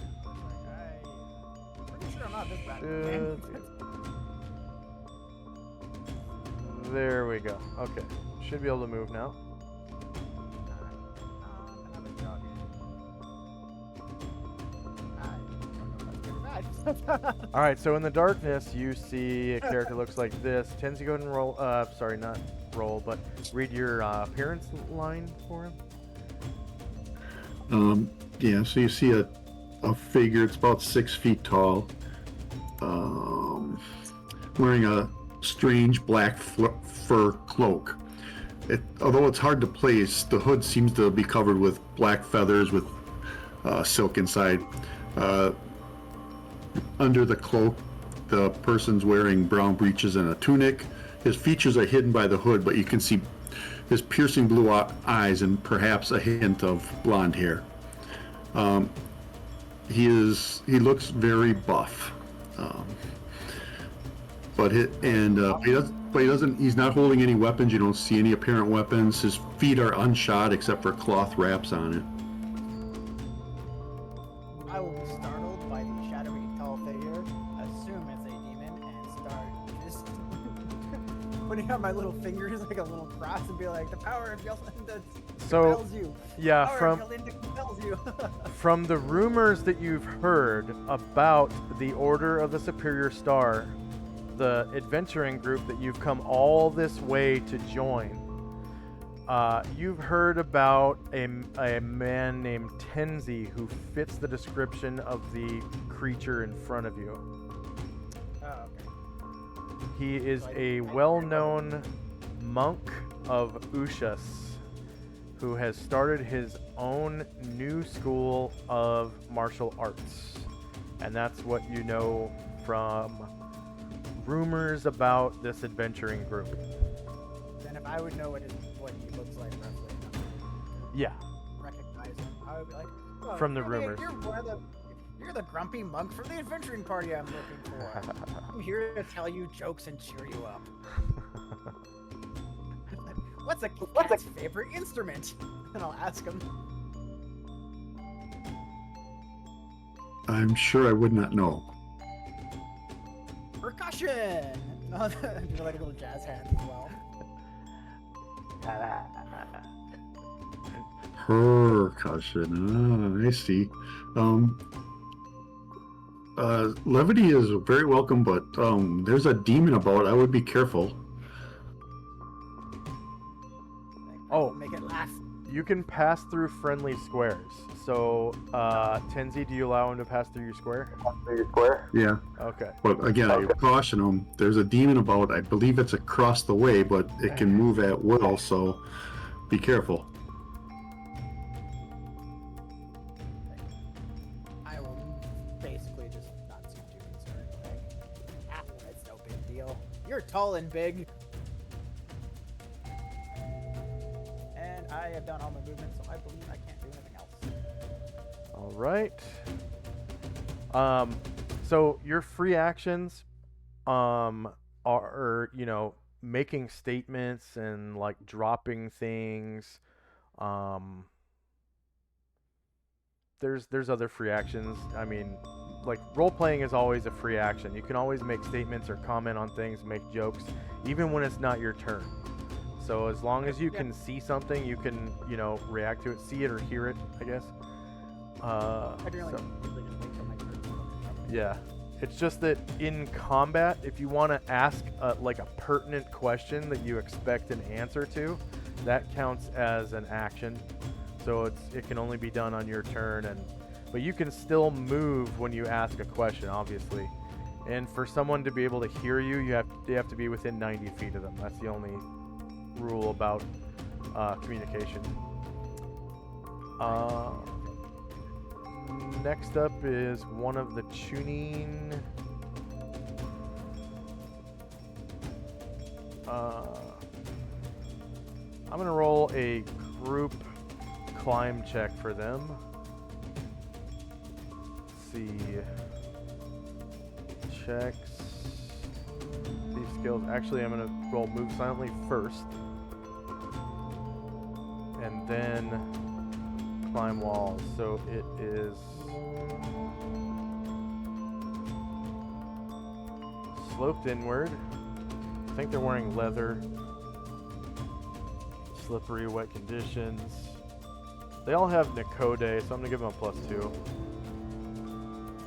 That's just something they can wear and still fight with their swords and stuff. They don't have to take their Nakode off. They kind of work like almost like brass knuckles. They slip over your fingers and go over to like basically your palm. But you can still grab your sword out of the scabbard and fight when you have Nakode. So yeah, they are able to climb. So he goes. Basically, he can only get up to the top because climbing counts as difficult terrain, essentially, which is kind of a 3rd edition thing. But climbing 1 square counts as 2 squares, so that's what that means in 2nd edition. There really was no term for that in 2nd. I just call it difficult terrain. Okay, so the next one gets up to the top of the wall as well, and then after that is Ashriel. Ashriel will fly 30 feet in a straight line, so he will end up here, right on this square up here. 30 And squares. he's Yeah. and then he's going to innately cast Dispel Magic on the gold pile. Okay. Go ahead and roll the template for me. And I will roll magic resistance for Demogorgon.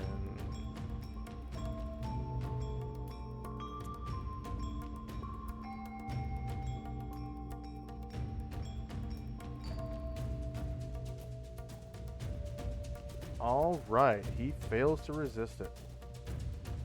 Rolled a 93. Yeah, not gonna resist much.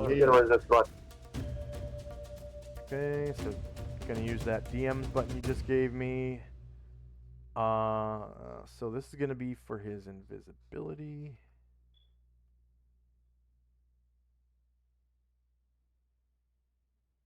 And it's 14th level magic. You cast it at level 8, right? Yeah. But I got a shot. Yeah, so he does not become visible.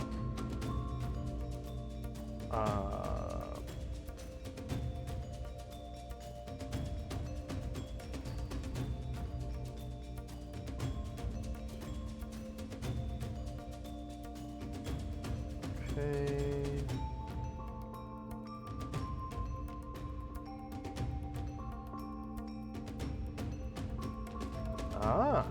You got one spell.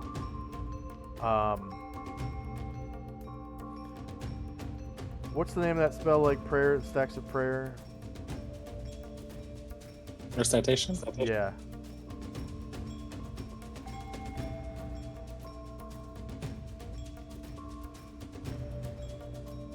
Oh, we got another one.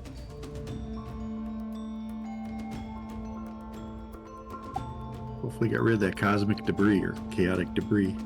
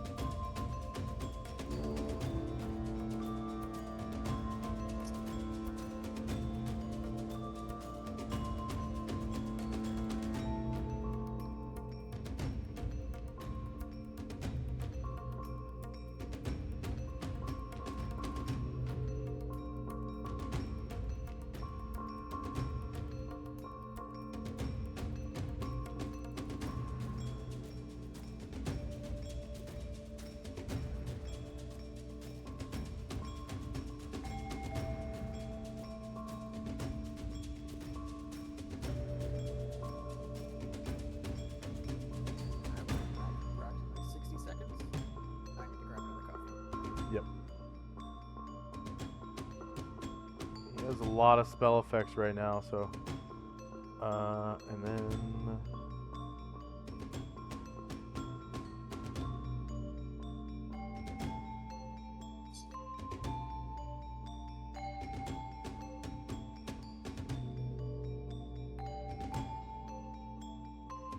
Okay, you got 2 of them that count pretty good. So that was an 8, so no XP awarded, but you got 2 of his spells. Oh, and then there's a chance that you, I guess, dispel his current action, so.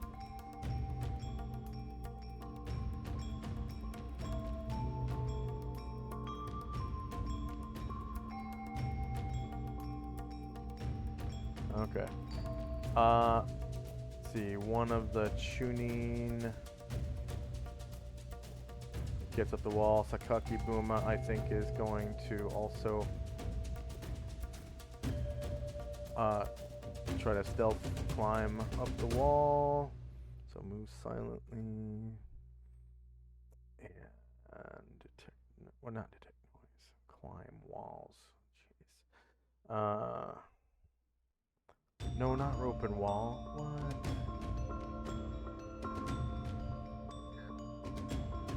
There. Sloped inward, no armor, wet conditions. And he gets up top and is able to move 2 squares, actually. Bam. One more tuning.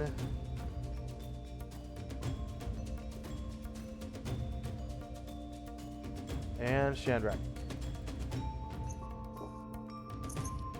Okay. Try to featherfoot my way up these stairs. Okay.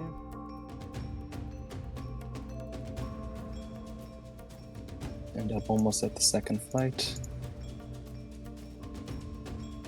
For the first, I guess. And Chai-Yai.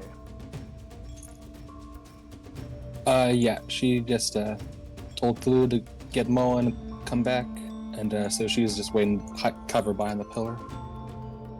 Air But elemental? she also, yeah, she'll tell the air elemental to attack the beast in the gold. It can fly 38 squares. So it's gonna fly and get up here.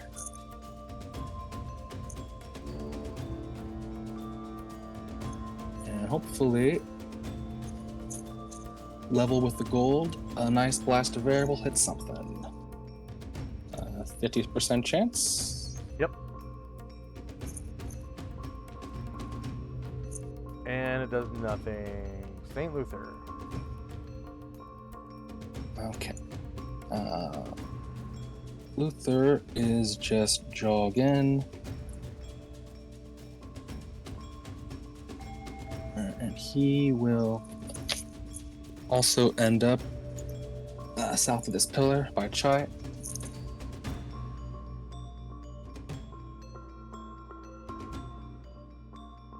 And he'll hold an attack just in case. Okay. The last tuning makes it up. Whoops. Makes it up the wall. And the Jonin is gonna try to climb while moving silently.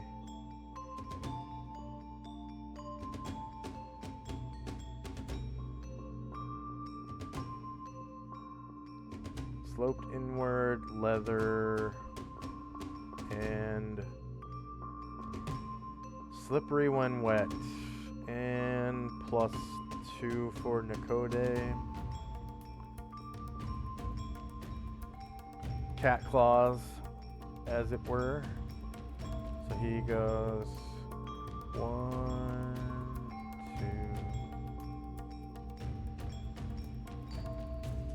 2, 3. Airdrin.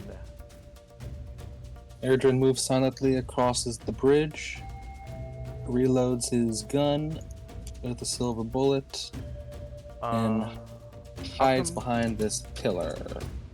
Okay.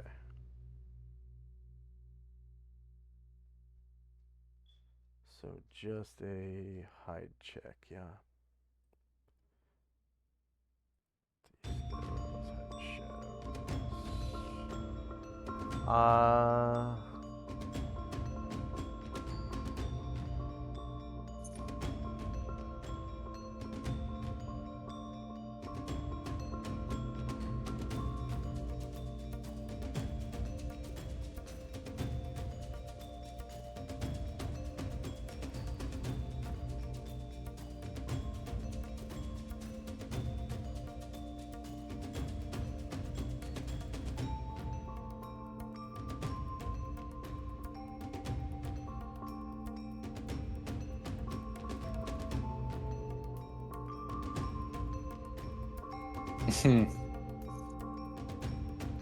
A gate from the abyss opens up.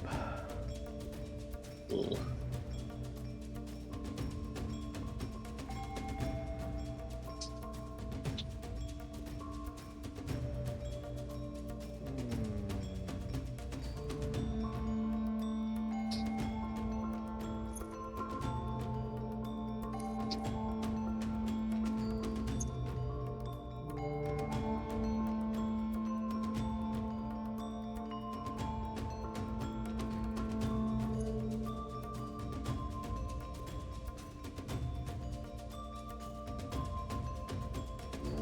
And a great, fat, winged, pig-like demon emerges.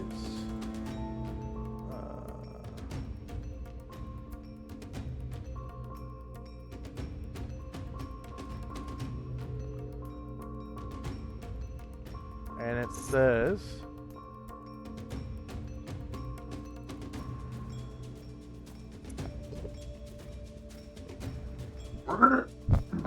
I'm gonna get you, Burke. You hurt my daddy. Right, Daddy? and there's like no noise. And then the pig-like demon says, Yeah. Daddy's here somewhere. Lop will just yell out, "Does Daddy wear leather?" Sometimes. Who said that? You know about Daddy's whips and chains?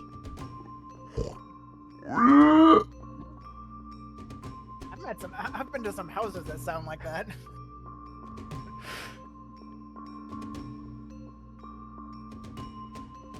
okay, so...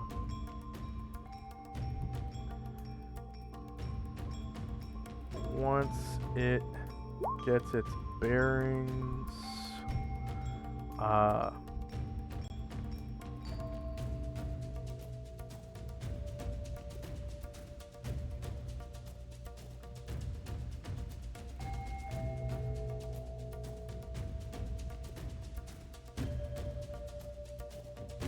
spell AoE.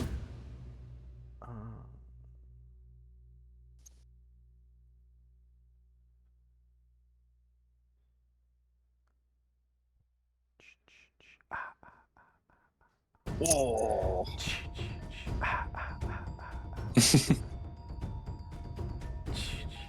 Ask him out of the portal.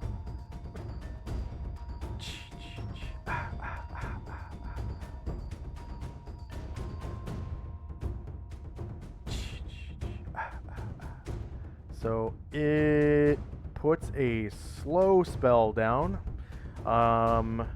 Anyone within that AoE who has magic resistance can now roll their magic resistance. I think that might be only Ashriel. Is he immune? Is anyone immune to slow in there? Ooh, that's a good question. I'll have to look. But I'll roll first, just in case. I don't think so.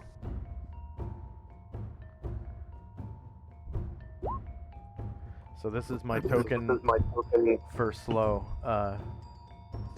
Flop. Trippy circle, a trippy clock circle. Yeah.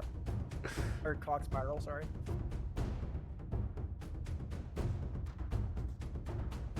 Okay, so Asriel fails his magic resistance. Now, if there's anyone who's immune to magic resistance, you don't need to roll anything. If you have if you're immune to slow, you don't have to roll anything. If you have magic resistance, go ahead and roll now. And then if you fail your magic resistance, go ahead and roll a saving throw versus spell. Not adjusted for...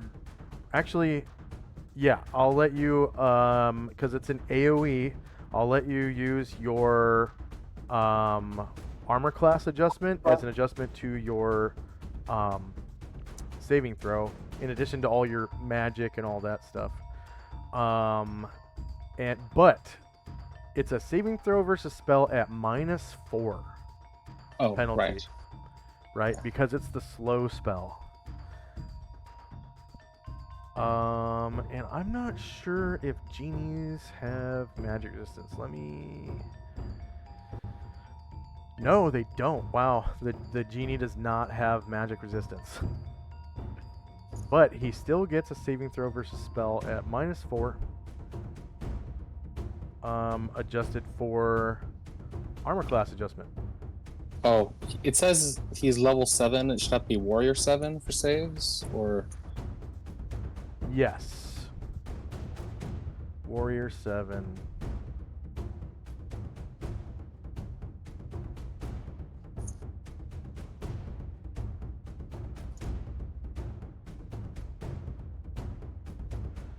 And then, yeah, anyone who fails that saving throw, go ahead and put a slug token marker. And we'll call it slug 1. So put a 1 on there. And I'm gonna put the duration for it up here. It's gonna last for 14 rounds. So slug 1. Now fish. Nay, cast slow.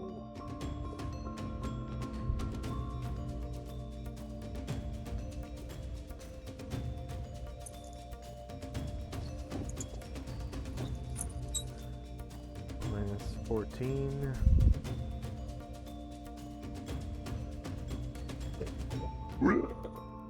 Slow your roll, Burke. What?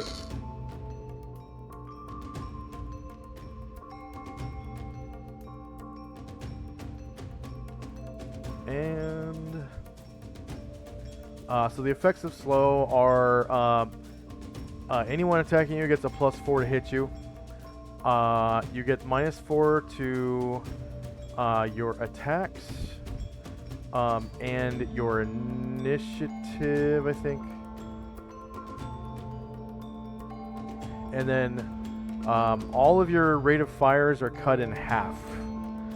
So if you have, a rate of fire of 1, it's 1 per 2 now. If you have a rate of fire of 2, it's now 1. If you have a rate of fire of 3, it's now 3 per 2. I don't think anyone has over 3 right now or anything. Okay, next up is Solynod, who is slowed. Your movement rate is also cut in half. I forgot about that. And you lose your dexterity combat bonuses if you're affected by this as well. Before Solynod gets mowing, Chai will say, get Musashi instead. Your wish is my command. And he slowly flies over here. Still has plenty of movement. And grabs Musashi and puts him where do you want him? He can still make a half move. Okay, yeah. So And in a that grab. case, the It's a half move. Yeah, I can get him right on the stairs in front of the Nelfashionaire. All right. Ryer.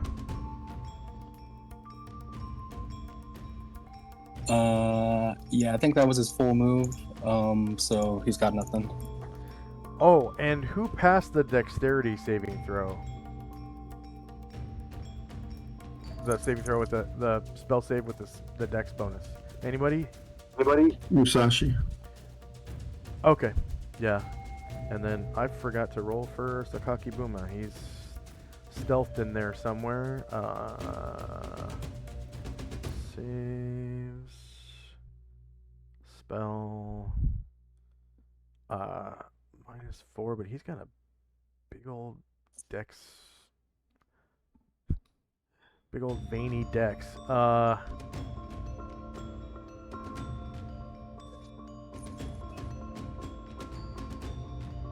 right.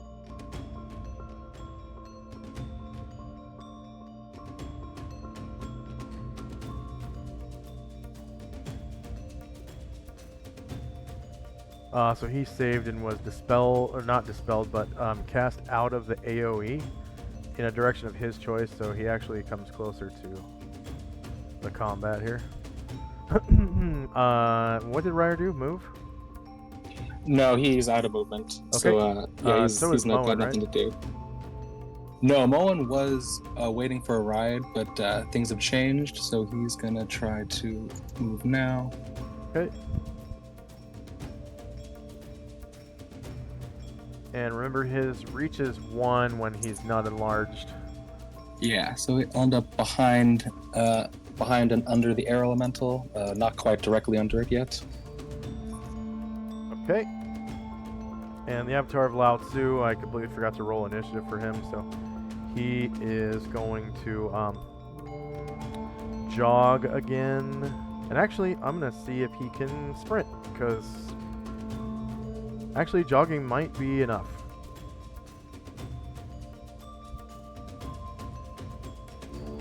Uh, 20, 21...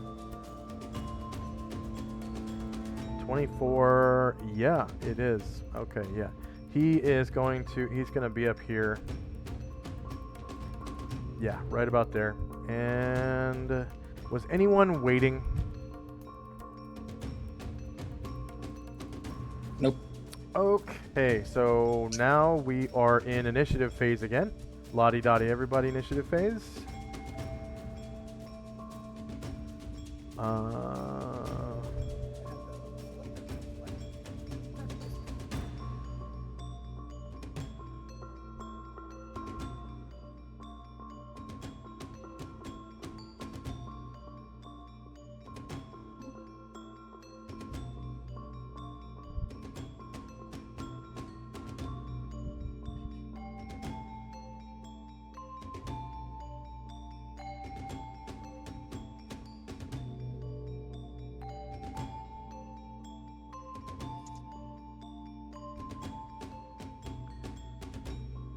And I think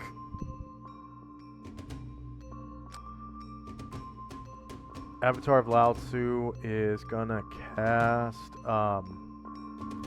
what is that? Adamantite Mace. To try to steal himself for melee combat. I think that's priest spell like level 2? Maybe it's level 1.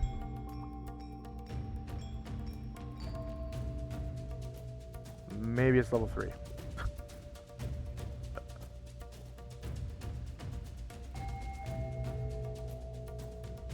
Man, I can't remember what level it is, so I'm just gonna check his spell list.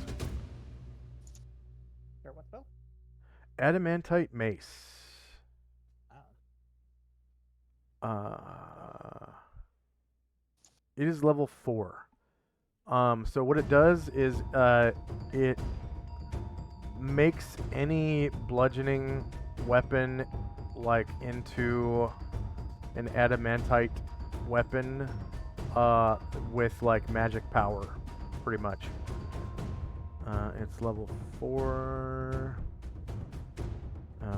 Priest 4. Adamantite mace. He's druid level 12. And no, I don't want to display the full text because I don't need it. By means of this spell, the priest transmutes his own cudgel, mace, or staff into an enchanted weapon of adamantite, the most magical mineral known. The adamantite mace gains a +2 bonus to attack and damage rolls, but it can strike creatures normally hit only by +4 or better weapons. And his staff requires a saving throw versus paralyzation, or you become permanently paralyzed. His staff is awesome. Like, talk about stun lock. Yeah, that's the ultimate stun lock right there. Oh, and the gate disappears now. And you've just got this big old piggy, like basically Ganon but with wings. And he's not green like Ganon, of course. And Kenzie can still see the creature in the treasure, right? So I could target him. Yeah, I don't think it's supposed to be round around. I think it's like just for the whole duration. So yeah, you can target. Okay. You know they call human long pig, but that must be a white pig.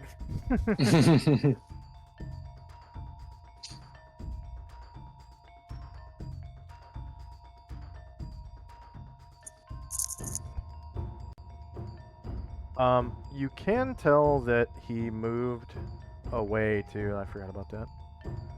So. Oh, okay.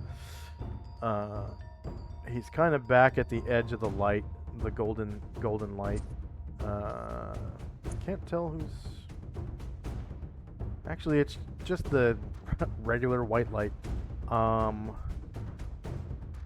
is that?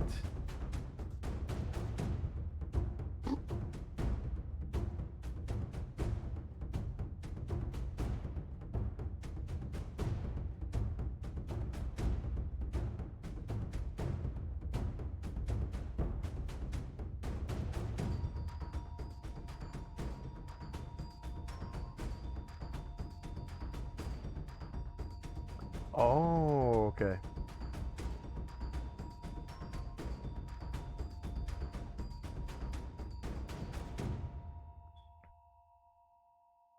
I see what that is. All right. Is anyone still rolling?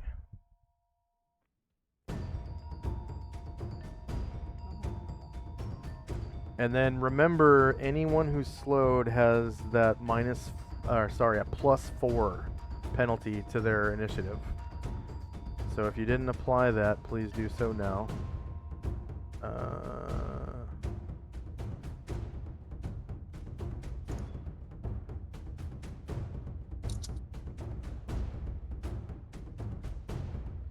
So that should be Ashriel, I think, isn't he? Yeah, I just fixed this, sorry. Okay.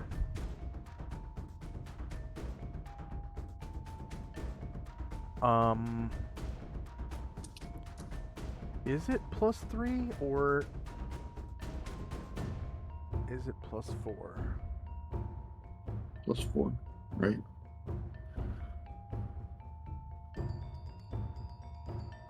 I think everything's +4 with the slow. Yeah. Yeah, I think someone rolled +3. Hmm. Oh. Was Ryer slowed? Oh, No, that's he his was speed far for his away. action. Okay, I see. So did you adjust, or did you probably rolled it with Chai, right? And St. Luther? I actually did forgot, but I added it manually. Okay. The penalty. Okay. Is anyone still adjusting or rolling initiative? I'm good. Okay. Here we go. Wait. Sorry. Flop, what did you say? I didn't hear you. No, I have to wait. It looks like I accidentally deleted Tenzi, or somehow it got deleted. He's not on the. Oh yeah, he's not next to Flop. Can you see it? Yeah, he's supposed to be right next to Weird. Flop. It was like right next to the same score. I gotta There he is. re. You just put a turn, and I'll just. Or should I re-roll it? He's casting the spell. Yeah. Reroll. Initiative.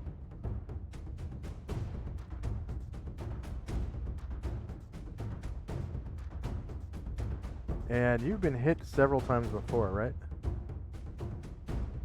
Ooh, Tenzi? Tenzi?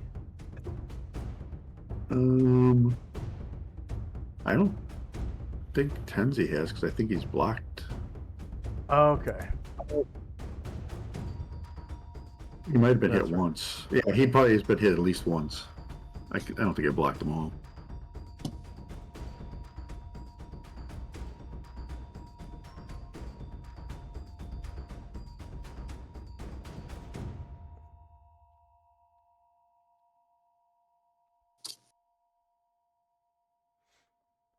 Okay. Is anyone still rolling? Why don't we take a quick 3-minute break before we start the next round? So we can get like a drink or something. I'm pretty thirsty, so I want to make something to drink real quick. All good. I get that. Yeah, Before we get started, I would DM. we'll do like a little micro 3-minute break. Use the bathroom and get a drink or something, and come back. And for our viewers, I got some pre-roll ads coming up. So here we go. 3 minutes.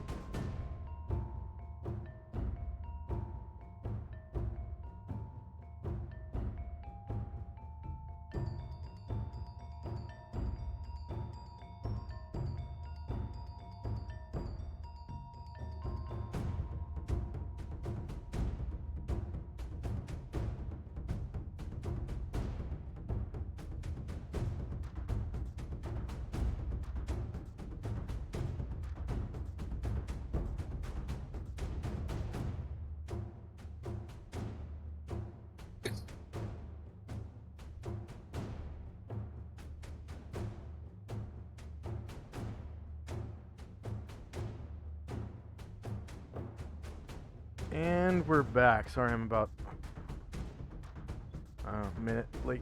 I misplaced my kitchen mixer, so I had to find it to make my Got a big drink. thing.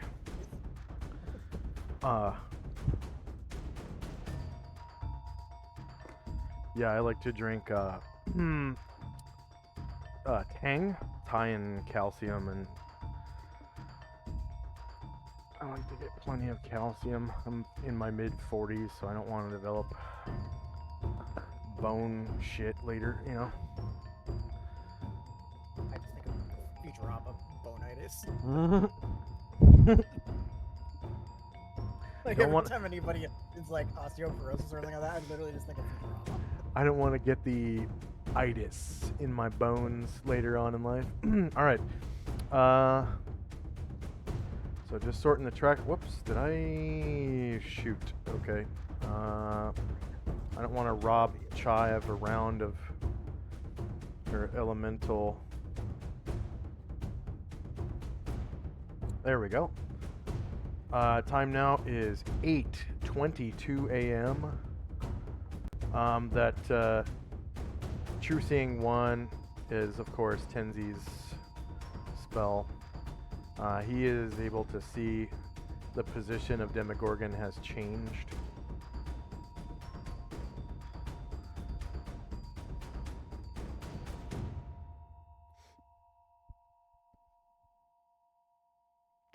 And a lot of you in the edge of the light right here can see this big blue tail. That is the tail of a big serpentine creature. It's got scales on it. It's a blue. Most of you know who it is. Some of you, not so much.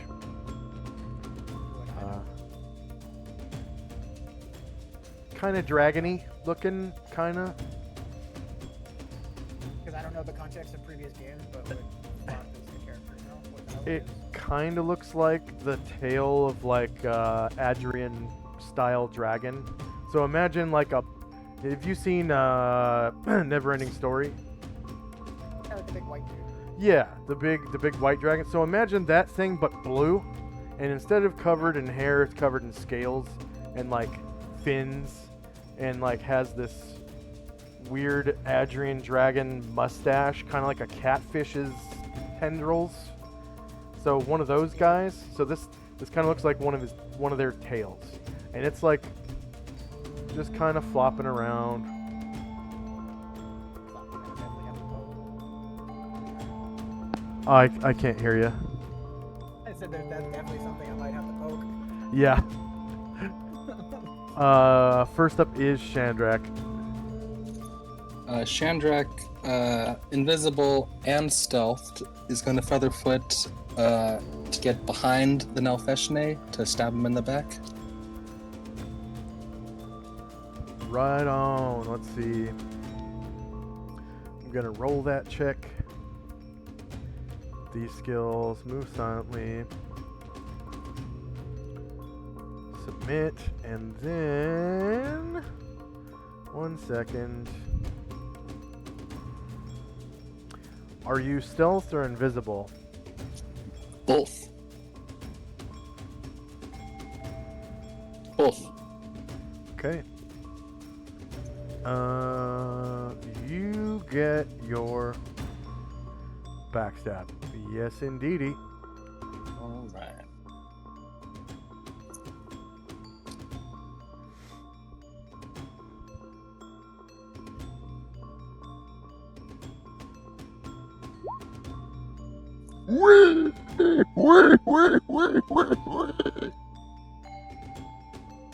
Says the Nalfeshne as you stab him in the back.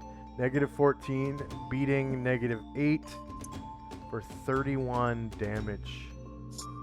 Did you say something about putting us in the dead book, Burke?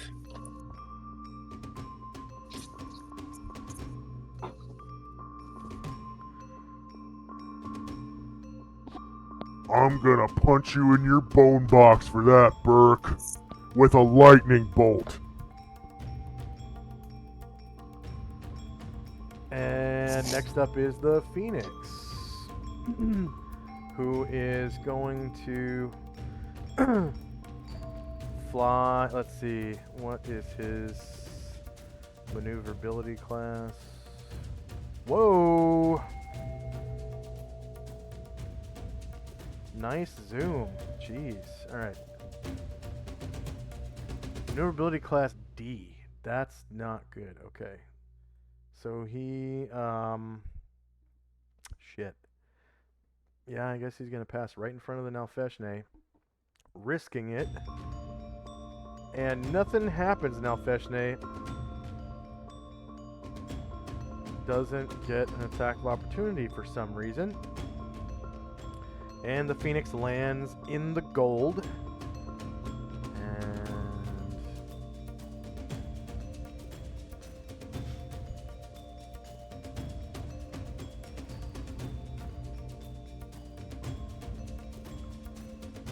Is going to turn to face the Nalfeshne. And has a bunch of phoenixy things that he can do.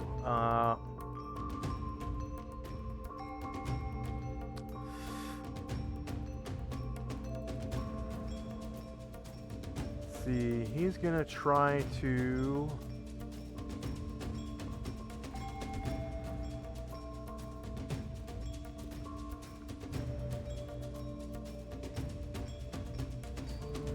Yeah, he's going to cast Dismissal on the Nalfeshne. So Nalfeshne gets magic resistance.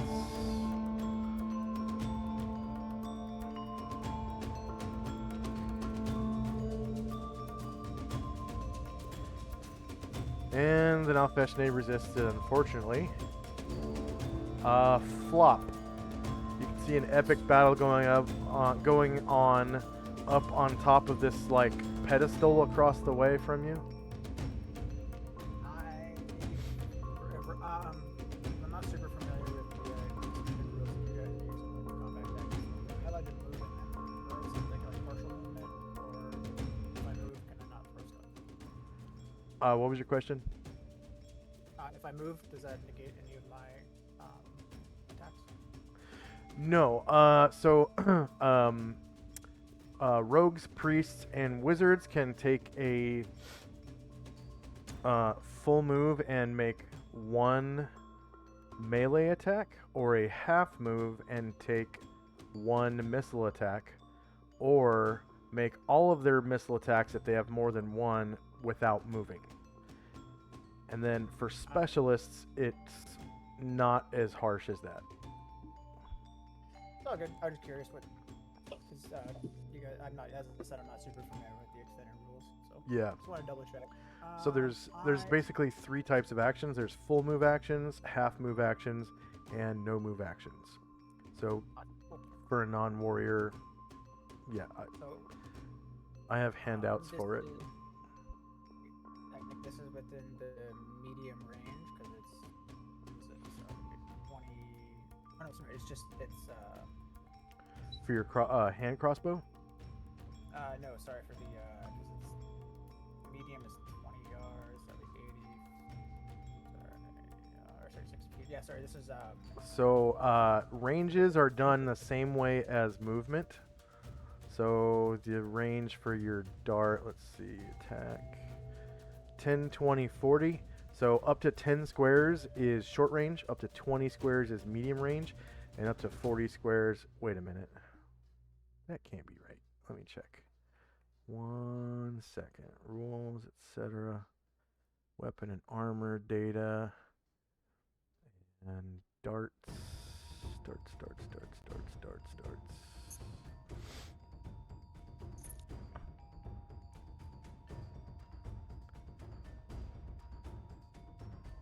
A, B, C, D.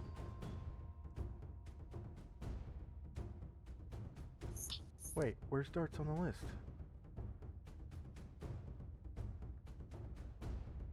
Crossbow. Oh, that's daggers, main gauge. Okay. And then it goes to flail. What? Yeah, it's right in between flail and stone dagger.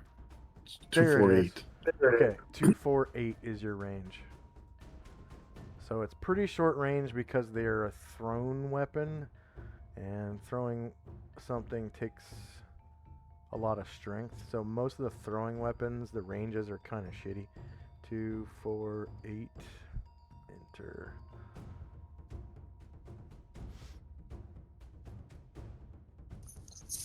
Okay, so now you should be able to see the ranges on darts is 2, 4, 8. So that's out to 8 squares away. 40 feet is the maximum range. So that is right here. So remember, it's like lawn darts. You're not going to see very many people tossing lawn darts longer than that because you have to arc them upwards. You've thrown lawn darts before, right?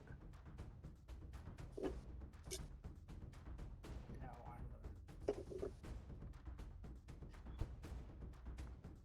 Alright, well, I guess I won't do anything then. You still have movement that you can take, and you can change your you can always change your action to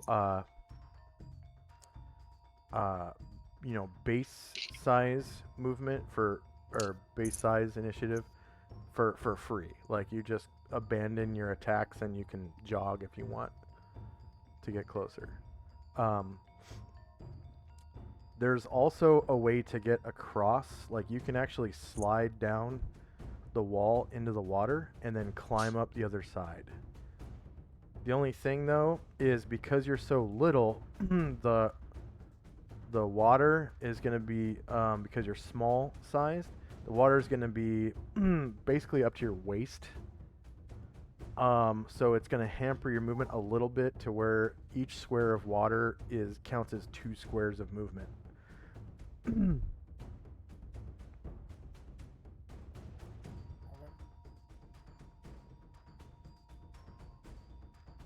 But jumping down into the water doesn't take any extra movement or anything. So knowing that, what do you want to do? I moved, and that's all I can do. Okay. All right. So then Alfeshne. Sorry. Did you add the Phoenix's penalty to its initiative? Oh, that's right. What was it? Oh, the Phoenix wasn't within range at the time Oh, that I okay. rolled in. Okay. So, yeah, then Alfeshne actually calls lightning innately, so it doesn't need weather.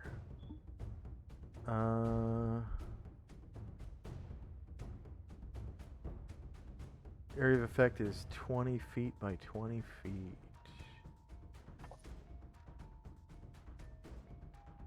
So...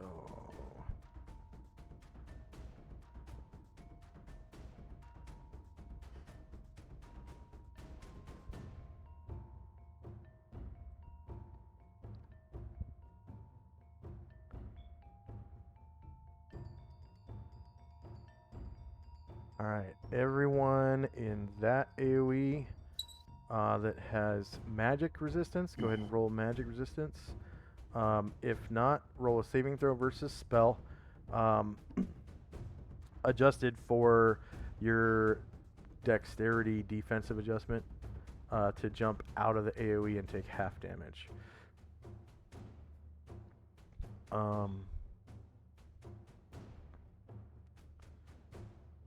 Oh, no, it's not a 20 by 20 square. Sorry. It's a 20-foot diameter circle. So the people on the corners are not affected. Yeah. So that's just the air elemental, Musashi, and Moen. And the damage...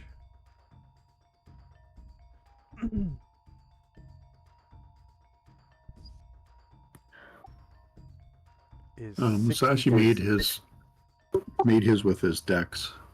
Okay, so 32 damage for Musashi. Anyone saving takes 32 damage. And then the full damage is 63. there's a loud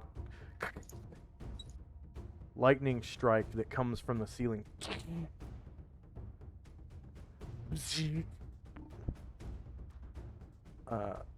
Electrifying several people. Looks like Mad Moen saved with his bonus and takes 32 damage. And the air elemental... No, I don't think air elementals are immune to electricity.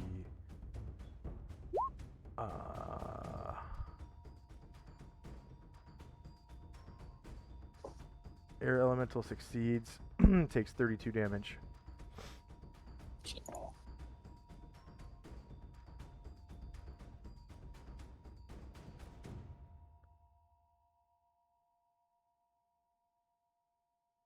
And next up is Zalmond. Oh, and they both lose a stone skin charge. Oh, I need to add 2 to Musashi for the... Yeah, 3.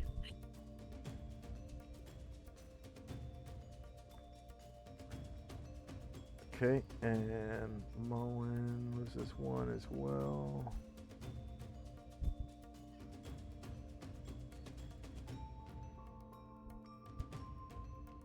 And then what's Zalmond doing? He comes up and he's just going to stop behind Musashi because it's too crowded, and he'll hold his action and see what happens here. The air elemental is floating in the air. There's room I under can there. go under? Yeah, right I can go here. under him? Yeah. All right, I will go under him then and attack. Okay.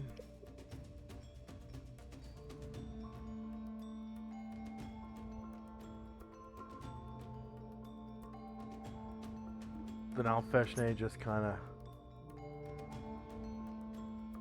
shieldless. Hey, confirmed crit. Screams the Alfeshne. So you rolled a 19 on the die, and with a 16, that is more than 5 beyond AC -8. And you cause 27 damage with your longsword +3, killing the Alfeshne. Go and describe how you do so. He's coming up the stairs, comes under the air elemental, and he just slices right at the thigh, cuts off the hamstring, and all of a sudden the skin just kind of peels apart and blood and stuff goes everywhere. All right, and as the Alfeshne passes away, you guys can see the silver cord poke out of his back and kind of disappear off into an astral nothingness, and it sucks him right by the cord, jerks him right off his feet out into the astral nothingness, and the nothingness disappears.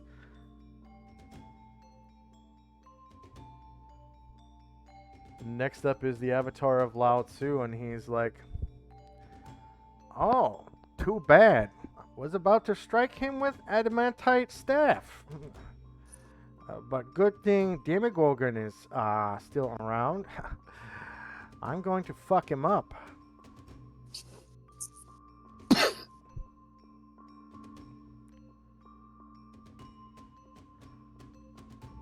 Oh.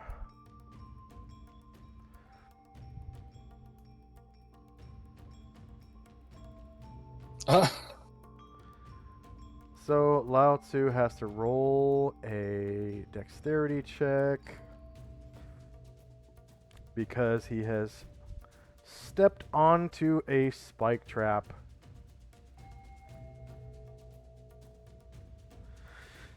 The avatar of Lao Tzu has triggered a floor spike trap. Your turn is over to avoid, pass a dexterity check, or be stabbed by 1 spike.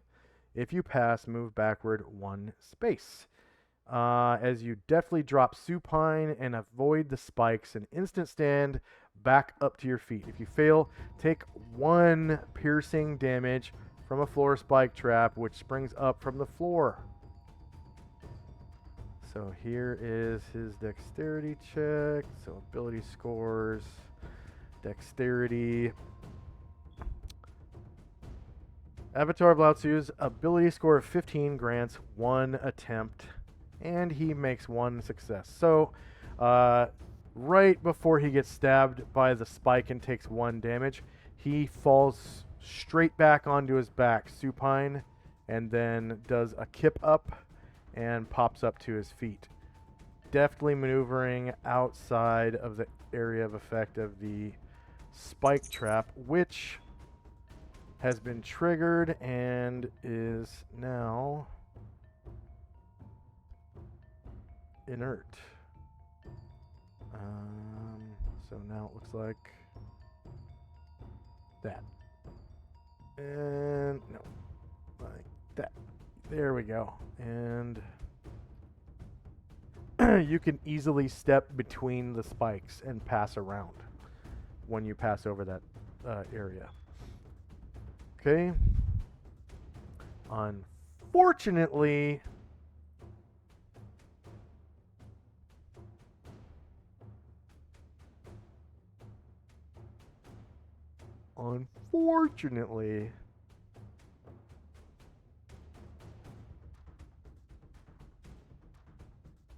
Oh. another gate appears from the abyss, through which walks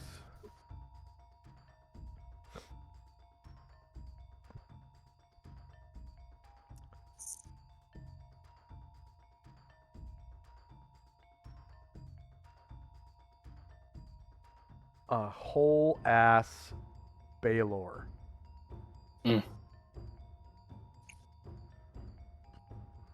This is it, Burke. You won't get past me. Daddy's gonna survive this.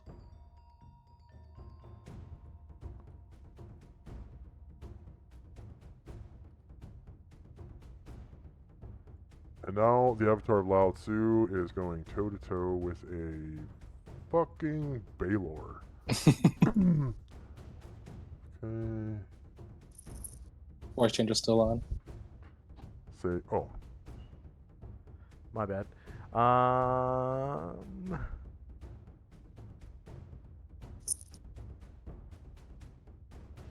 Alright, so the Baylor just kind of waves his hand at Lao Tzu.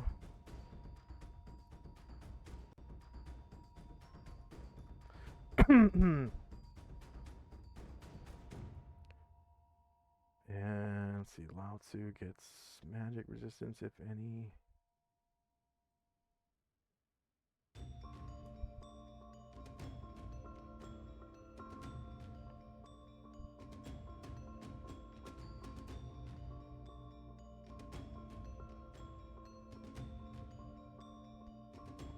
I guess he does have magic resistance. I don't know what it is, though.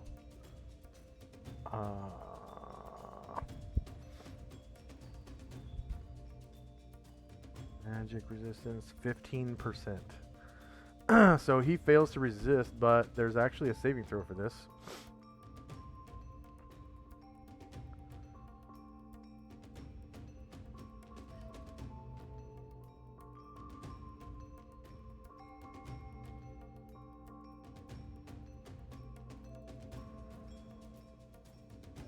And he passes the save, so nothing happens.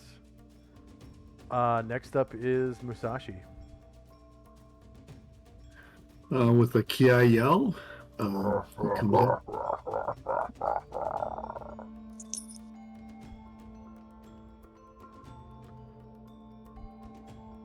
Come up next to Lao Tzu and help him.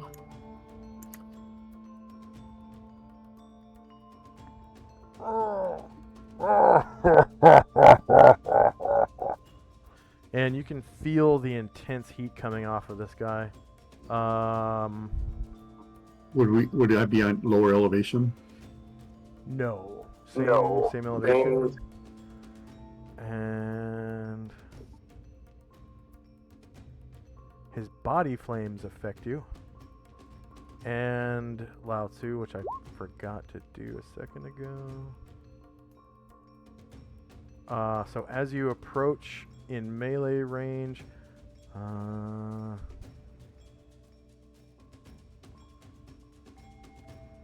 see.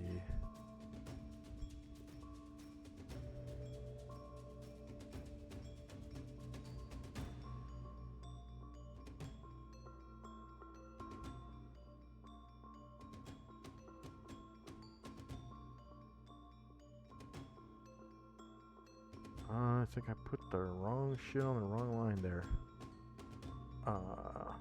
Something about body flames. Let's see. Fine body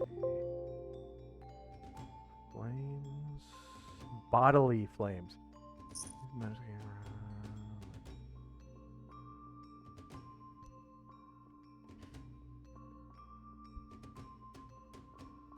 Oh, okay.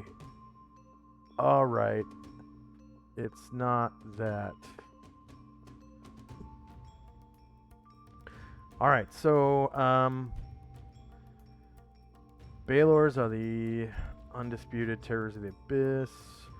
They're repulsive, towering humanoids with dark red skin, huge wings that propel them with unnatural speed and ability, long wicked claws and grotesque fangs that drip venom. So Musashi is immune to fear, so is not affected by this terror that comes over people who come within a certain distance.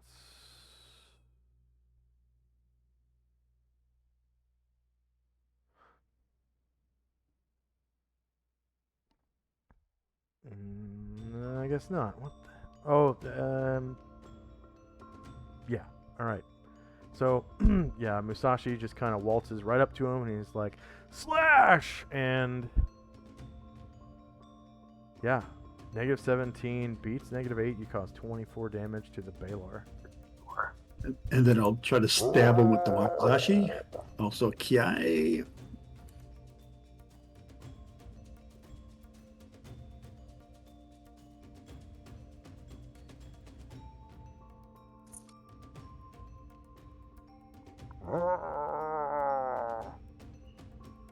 -10 beats -8. You cause 17 damage to the Balor. Your daddy does not seem to like you very much. Daddy doesn't like anyone. Burke. So the tunings are all coming closer, as is Sakaki Buma. Next up is Tenzi. Tenzi casts Divest and will remove 19% of Demogorgon's magic resistance for the next 19 days.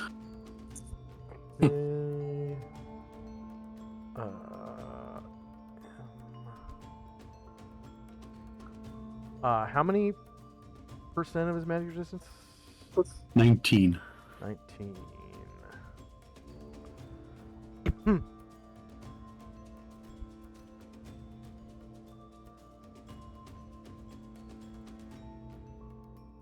What the heck? Weird. Okay.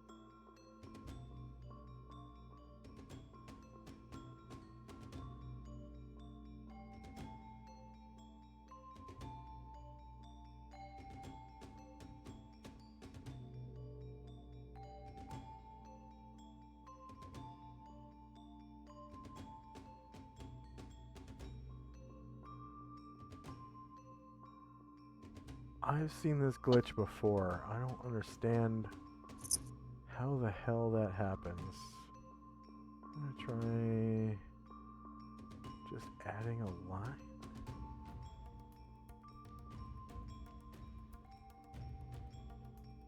I wonder if it has anything to do with...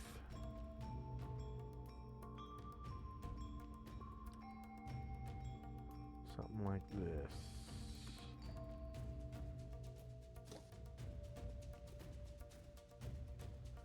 I'm experiencing a glitch and I'm unable to edit his magic resistance line on his attributes and abilities tab. I'm going to try sliding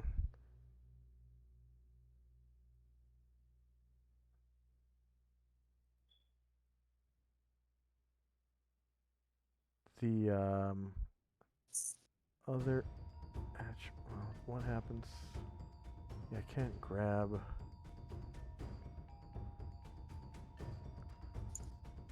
magic resistance.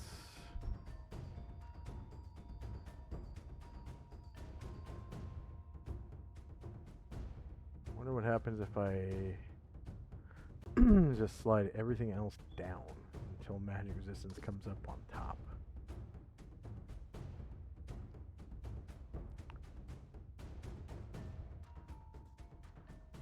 I've seen this glitch one time before, and I think I just ended up, yeah, I'm just going to use his token to edit his magic resistance, because I can't do it on his character sheet. So what I'm going to do is open up the token and make his red bar his magic resistance.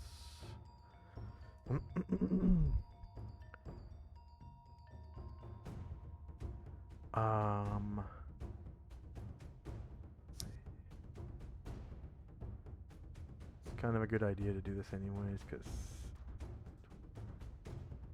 reasons.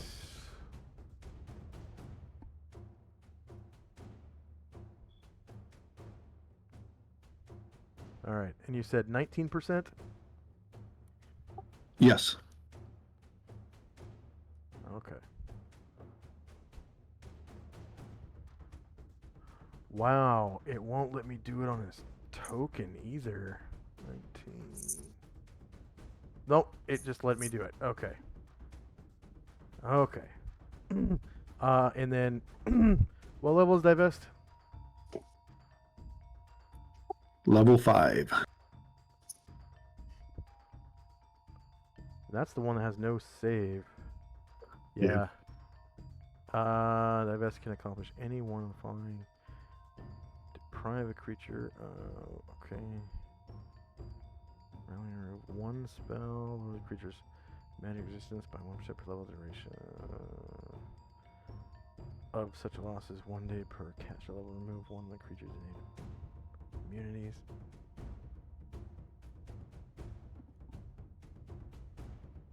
It doesn't say there's no magic resistance roll. Do you have to get through his magic resistance to roll to lower his magic resistance? I guess, yeah. I guess he should get it, yeah. Okay. 19.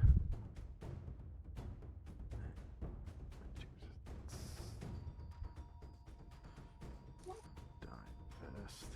The reason I'm asking is because most spells that mess with magic resistance, usually they don't get a magic resistance roll against them. Yeah. But that's because it usually says in the text what you get. Like if you get Right. your magic resistance roll or a saving throw or, both or whatever. Okay, so yeah, no experience award. Yeah. Chai Yai. Chai is jogging to catch up to the group. Oh, I didn't put the. So Chai will end up near the bottom of the stairs, and that's her move. Okay. And Chunin, Jonin, and St. Luther. Similar for Luther, he's gonna try to jog slowly How do you do that? in front of again? Chai. Little movement thingy. I was trying to figure out how to do that movement thing you just did again. Oh, so when you grab your token, you right click when you go through a corners or you're making a turn.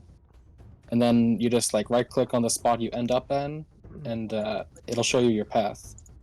Yeah, you set waypoints as you move. When I right click mine freaking hands. Yeah, you gotta That's- hold you- down left click while you you're have doing to, it. You have to pick your token up first, like a chess piece. Oh, okay. So you hold left click. Okay, to pick it up. That's what I was missing. Okay, that's Yeah. the key component. Yeah. Anything else for St. Luther? Nope. Is just jogging and up near the stairs. All right, the air elemental. It will continue to fly forward. And it will fly to end up in this square to the right of the Baylor.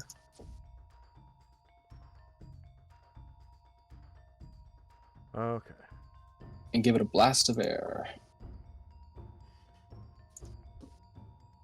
All right.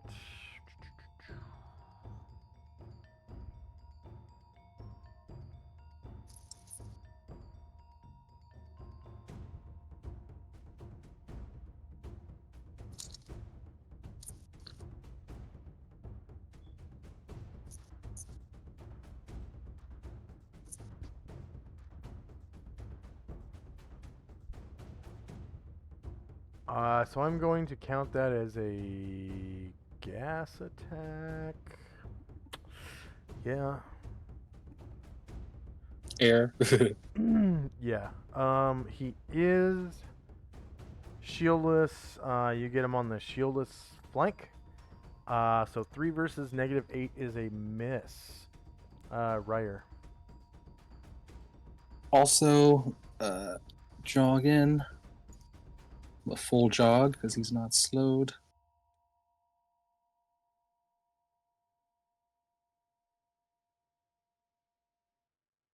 Up there.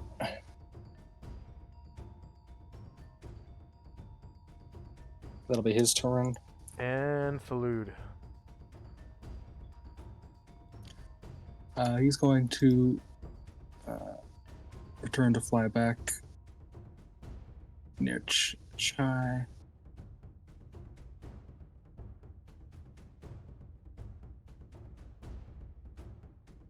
And yeah, that'll be all. Okay, Ashriel.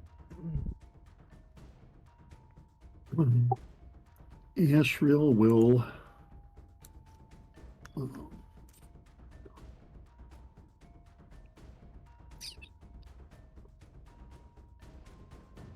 He will fly to here. Yep, thank you. And then fly next to the Baylor.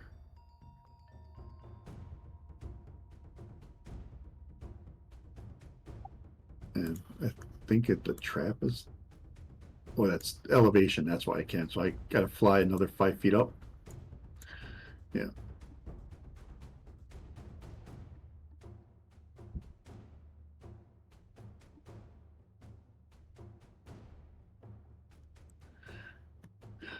Uses 1 attack since he's moving so slow.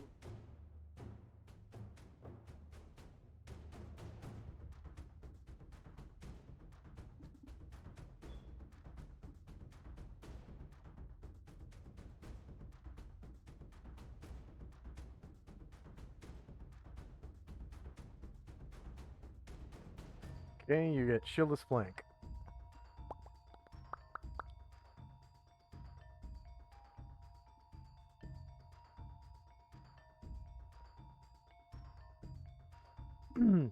-8 equals -8. And you cause 17 damage to the Baylor.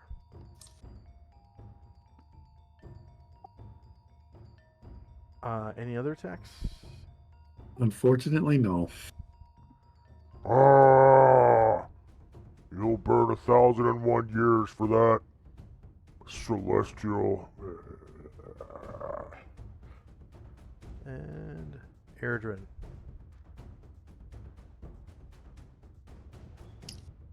Okay. He will feather foot.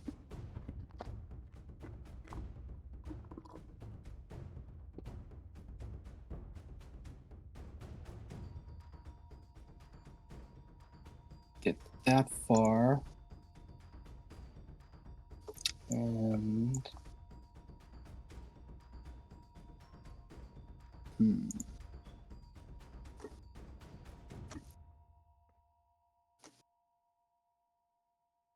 yeah, I think he's gonna try to. Yeah, he's gonna try to take his called shot at medium range with the Baylor with the silver bullet.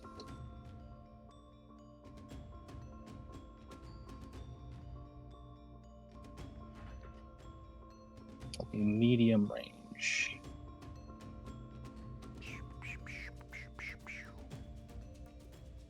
Okay.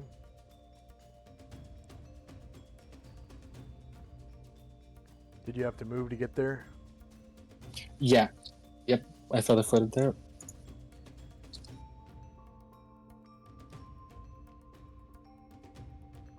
All right, and you get your backstab. So check this out, Flop. He's making a backstab with a gun, flintlock musket, and he rolled an 18 on the die, but it's not a confirmed crit because didn't beat the armor class by 5, and in fact did not beat the armor class at all. Because -7 does not beat -8.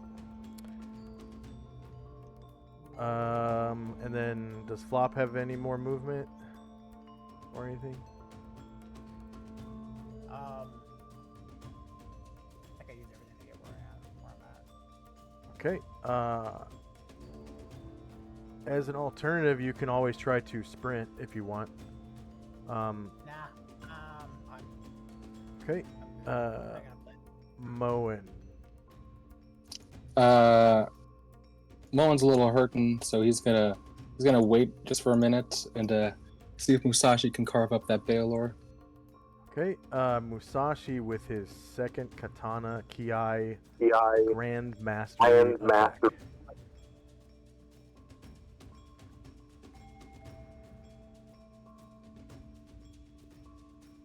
And to the shieldless flank.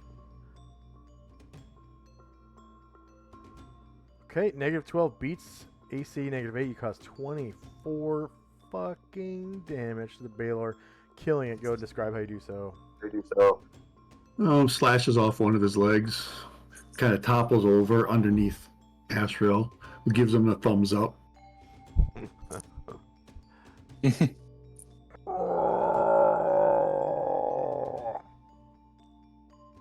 He grabs at you as he disappears, his silver cord pulling him off into the astral. And Musashi would just look right into his eyes.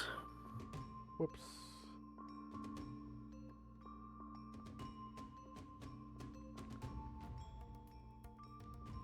Okay, Musashi.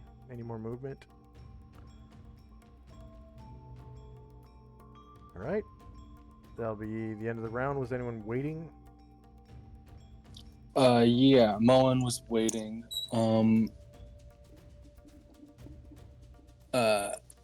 Yeah, he's gonna call out, "Where's that thing?"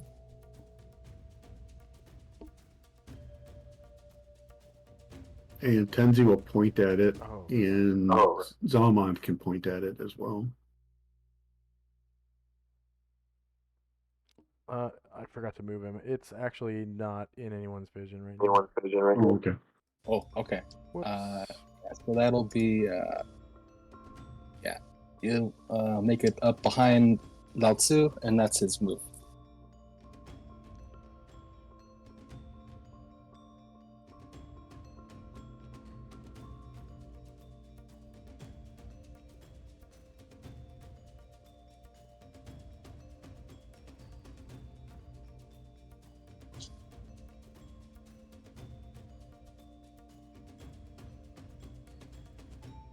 Okay. Was anyone else waiting? Nope. All right. We're now in initiative phase. La-di-da-di, everybody.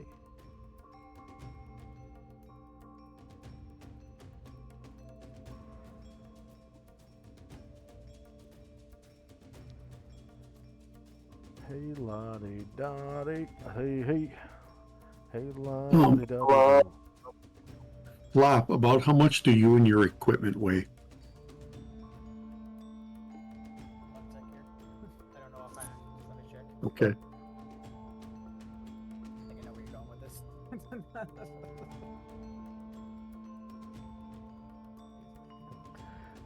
Nobody tosses a dwarf. Well, dwarf though. I know.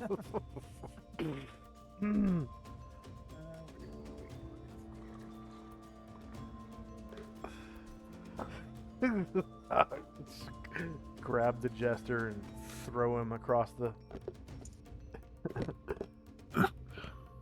That's very tempting, but it's very tempting, but Tenzi's too nice for that. 96 pounds.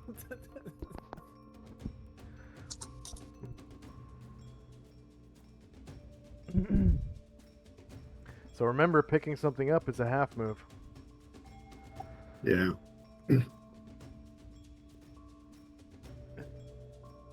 am not using my darts this round, so I do not need my extra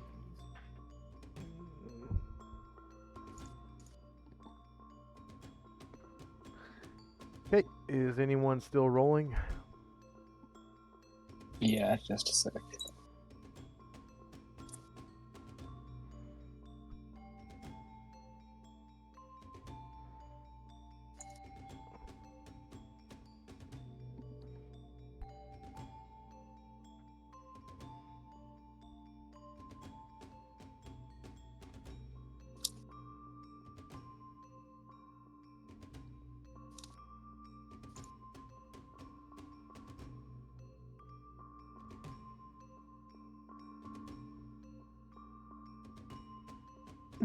If you guys want me to invert the initiative roll adjustment, I can do that right now, if it makes more sense to you guys.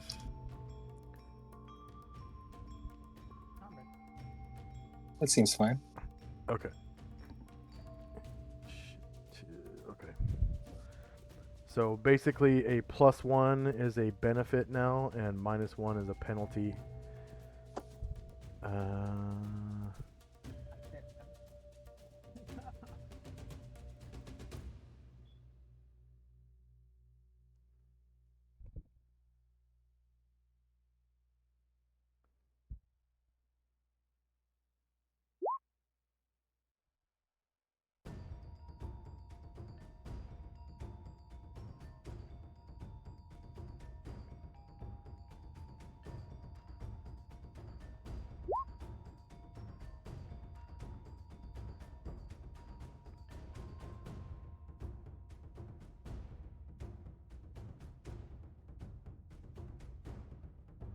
Okay, so that I think will work. And then anyone in the blue circle around the Phoenix, I think you get a initiative bonus.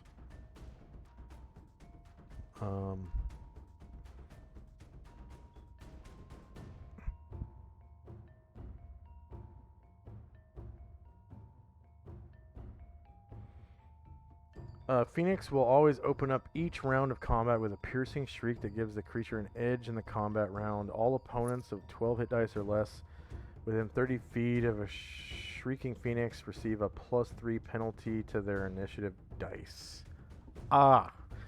The shriek does not affect the Phoenix's combat rolls. Okay, so it's not a benefit to friendlies, it's a penalty to enemies.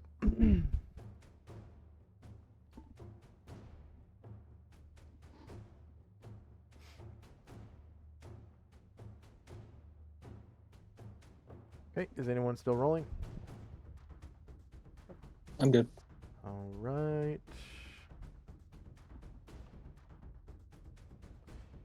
Here we go.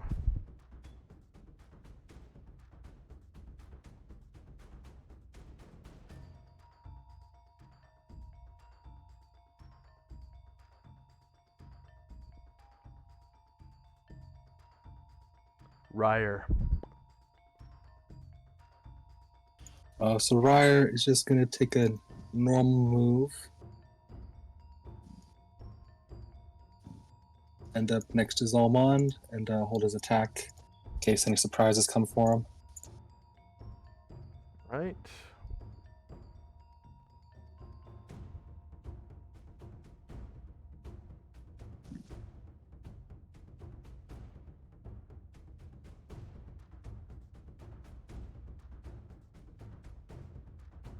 And again, a big gate appears from the abyss.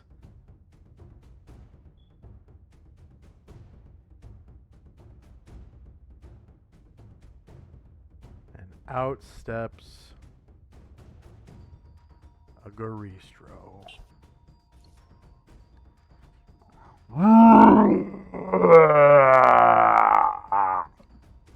Says the Garistro. I'm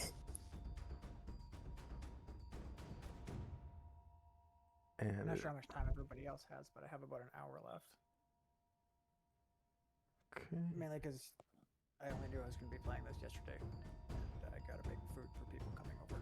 Yeah. It- Next week, that'll be it. I'll be able to play longer. Oh, that's okay. It steps closer to the air elemental and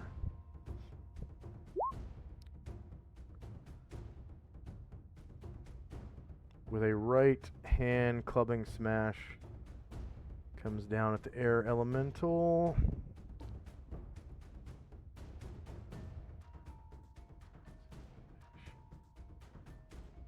Its horns just scraping the ceiling.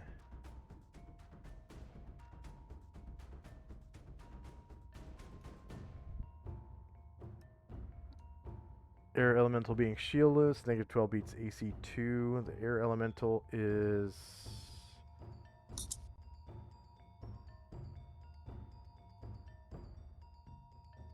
12 hit It's dice. large or huge. Yeah. So the air elemental takes 21 damage from the right clubbing smash. Now the left clubbing smash comes down with a big balled fist and scores a critical hit, causing 43 damage to the air elemental. Oof, yep, that does it.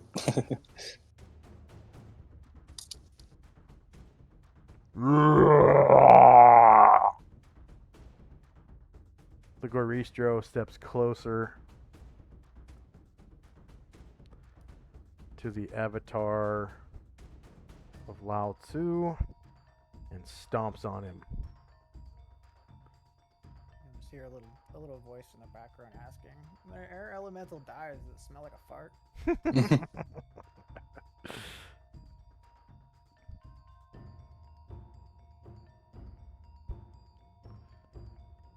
And being shieldless, that is a confirmed crit with an 18 on the die. The Garistro stomps down on the avatar of Lao Tzu, causing 52 damage, and he survives it. Next up is the Phoenix, who is going to face diagonally and take flight just momentarily, long enough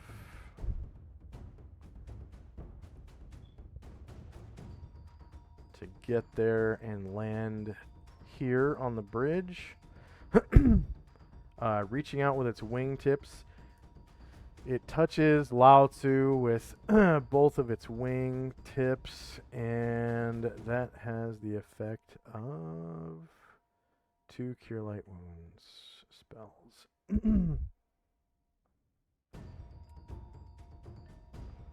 Let's see.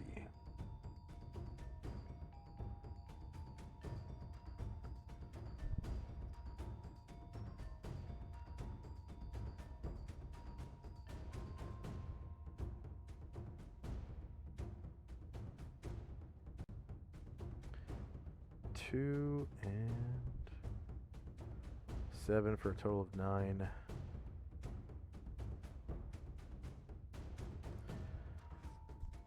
Ow! That really fucking hurt! Musashi. Musashi rolled for movement, so he is going to wait till the end of the round, and if there's a creature to kill, that's what he'll do. Tenzi. Tenzi is going to move.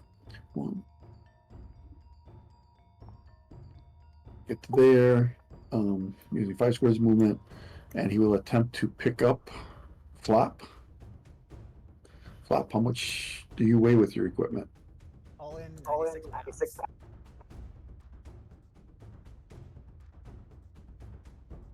Yeah, you're easily able to pick him up. That's so I only got one more square because that's a half move, so I'll be right there.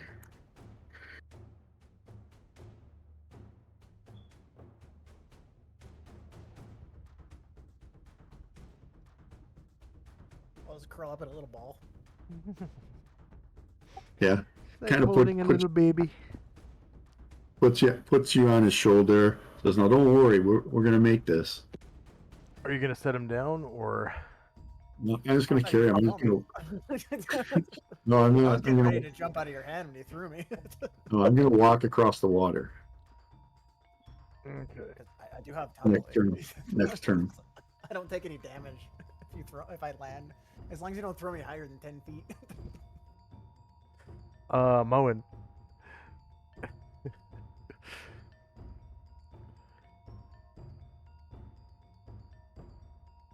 Moen? Yeah, Mullen is not in a good position. He's going to wait and hold his attack right now.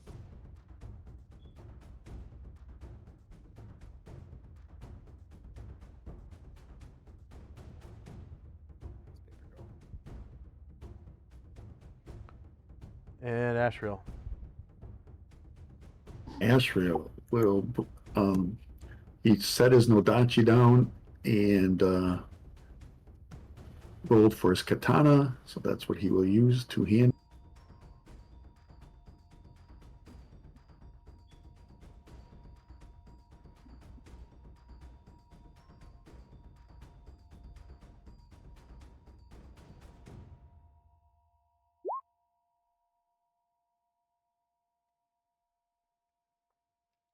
Alright, the Garistro is shieldless. 2 versus -2 is a miss.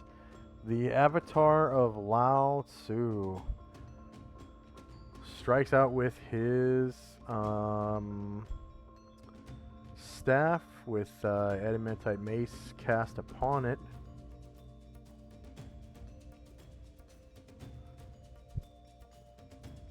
Shorter melee, same elevation. +2 to hit. I think it's +2 to damage. The Garistro is shieldless, so -10 beats EC -2. He causes 3 damage to the Garistro, and the Garistro has to make a saving throw versus paralyzation or be paralyzed forever. So, saves, spell, no mod, and he saves as a fighter 17+. So, war 17+, max level fighter, basically, and passes the save, so he's not paralyzed. St. Luther.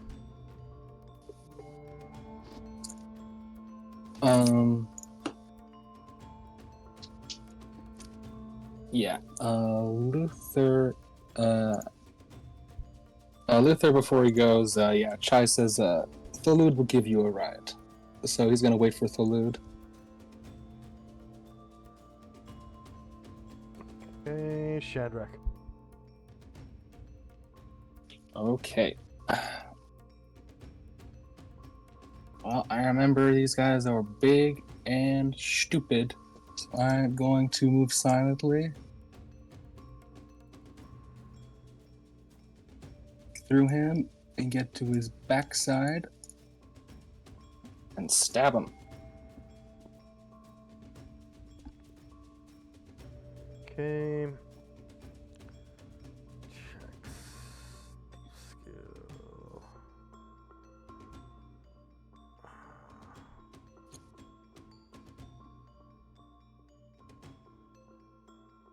Okay. You get your backstab. -3 beats AC, -2 you cause 26 damage with your longsword +4 and become visible. -26. Enter. Okay. And the ninjas get closer, as does the Yakuza, Sakaki Buma Kyokai. Zalmond. Zalman is going to move. Just as a reminder, lay on hands. I'm pretty sure that's like a full move action. Okay. You want to heal and He's going to move to there, and that's as far as he can go. Yeah, I'm pretty sure it's like just like a regular spell slot, isn't it? No, it doesn't take a spell slot at all. No, I It's mean, a like, granted not power. use a spell slot. I mean, as far as like how long it takes to use it, I think it's just like a normal spell. You just roll your base size initiative to use granted powers. Okay. Let's see. Airdrin.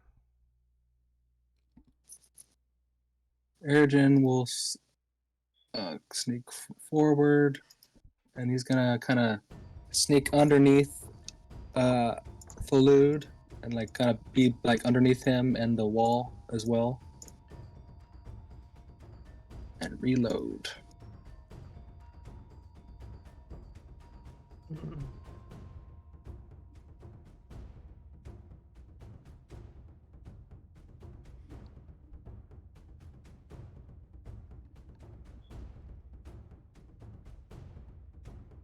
And the ninjas get closer. Excuse me. Okay. Salud's turn would be now, so that's when he carry him over. Chayai. All right. Yeah. So blue.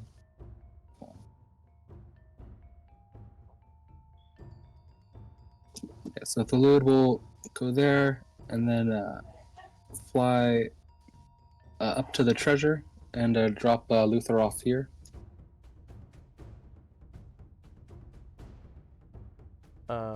Luther? Okay. Yeah, just taking Luther.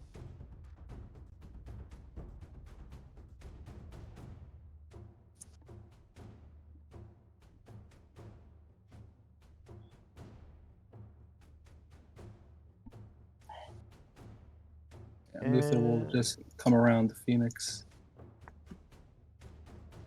And Chai will come up a little bit.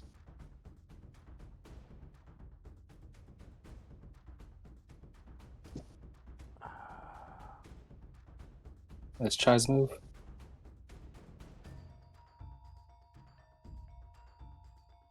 Oh, Luther was waiting. Okay. Yeah. Gotcha. I'm like, why?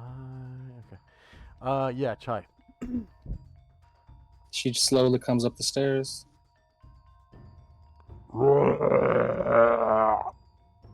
Says the Garistro.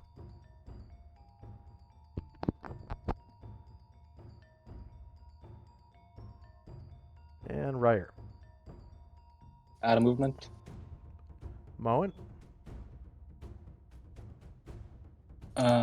He'll still wait for now.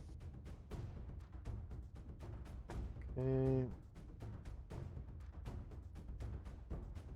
Was anyone waiting? Musashi. Musashi.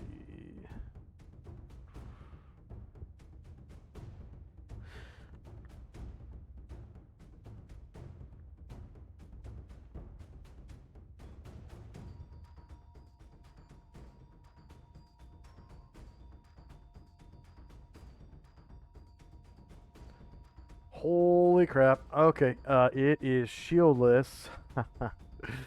And you roll a confirmed crit. -19 beats AC 2 by more than 5, rolling 18 on the die. You cause 31 damage to the Garistro. Anyone else waiting? He has multiple attacks. Okay. Okay. Yep.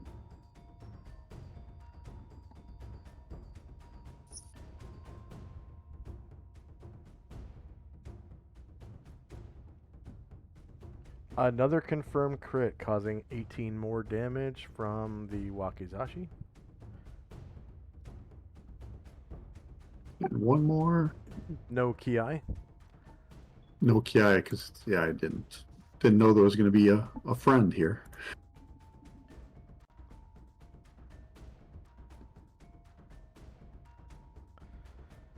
And -7 beats -2. You cause 12 more damage to the Garistro with your whoosh, katana +4. Was anyone else waiting? Ryder. Yeah, Moen, he's not gonna move, but he's kind of gonna look at the Phoenix. I'd be like, can I get some help?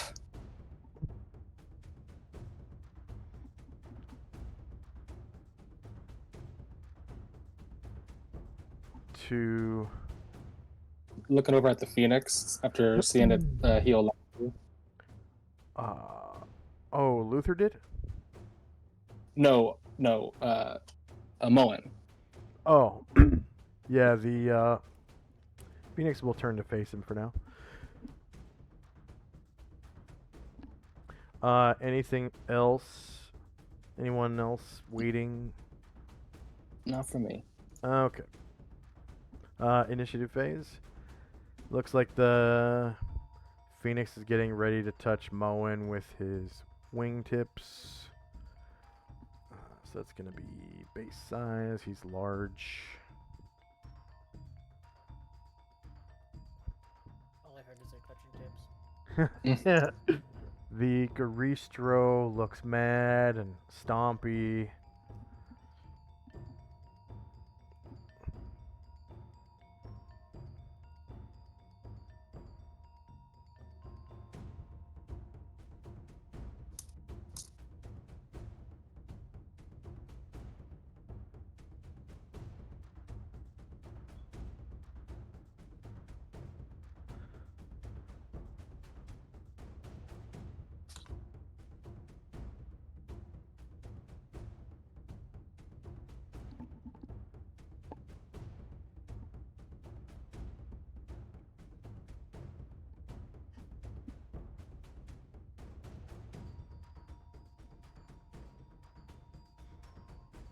Okay, is anyone still rolling? Rolling? I am. Yeah.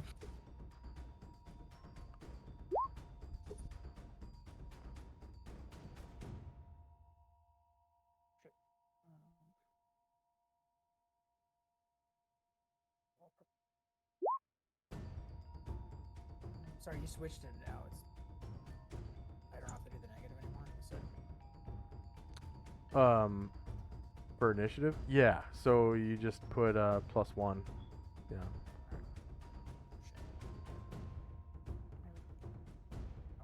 We'll see if it works. This will be the first playtest, obviously. Yeah.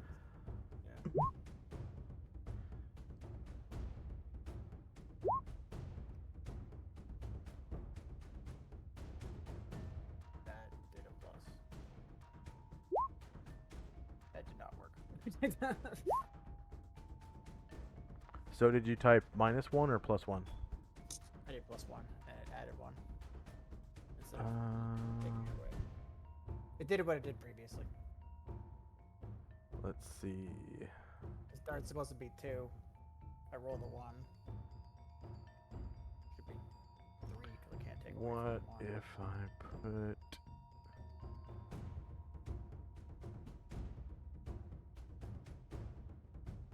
I'm gonna try putting brackets around it.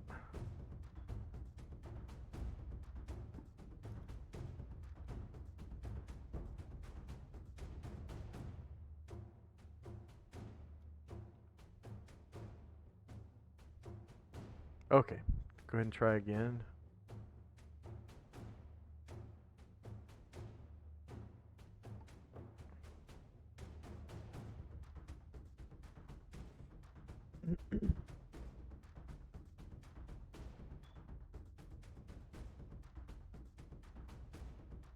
Yeah, I did the same there. Yeah. Hmm. It's fine. I don't mind doing the negative. It's not a big deal for me. Yeah. Okay. I'll just keep it. It wasn't. Like we had a it. hard. It wasn't a problem. Yeah. I'll just redo this.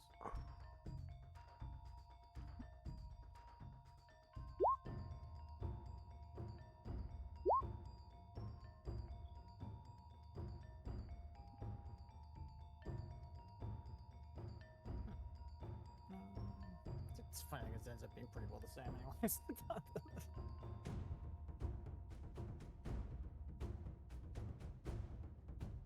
Okay. Is anyone still rolling? All right. Here we go. We got spells and time. Did I skip over somebody? Oh, I can just remove that, I guess. Okay, exit chili. Chai Yai. With a 0.27. Oh wait, you know what? I'm sorry. I think I think I did that opposite. Yeah, she should have. I think I minused 4 instead of adding 4. So she should have 8.27 because she's slowed.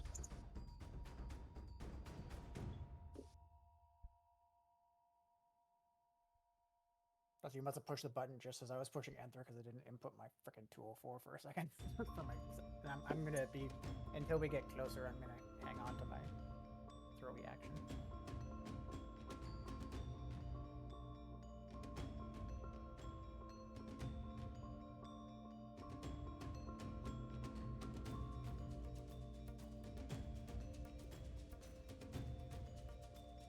Musashi with a 1.69. And a Ki shout. He will attempt to.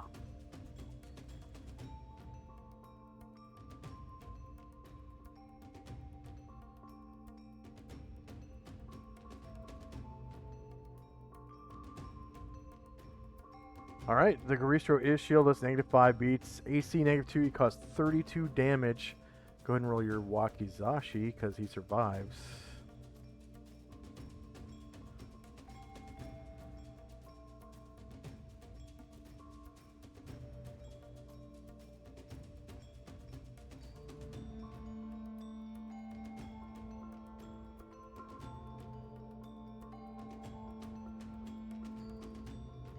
Shieldless -13 versus AC -2 hits. You cause 16 more damage as you slash it with your Wakizashi.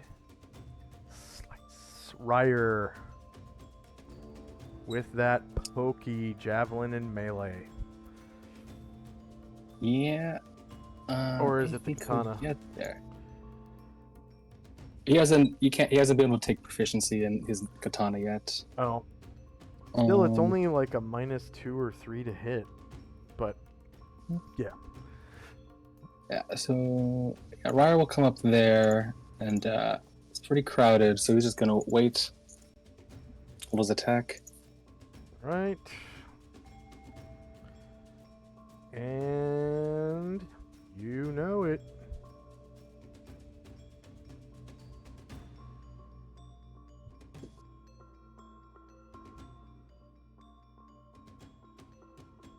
Oh, sorry, I'm just holding my action because I'm on somebody's shoulder.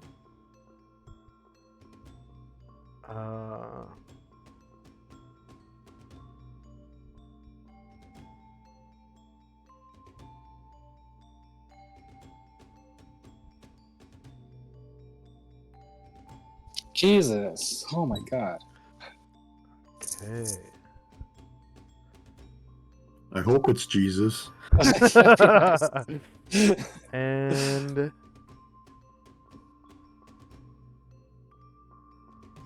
something you've never seen pops through. So the token looks like this.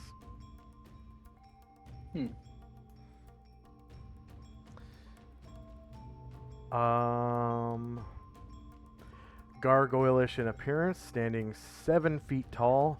It has gaunt It's gaunt with leathery wings, tightly corded muscles, long claws on hands and feet, steely gray eyes, and a wide mouth lined with sharp fangs.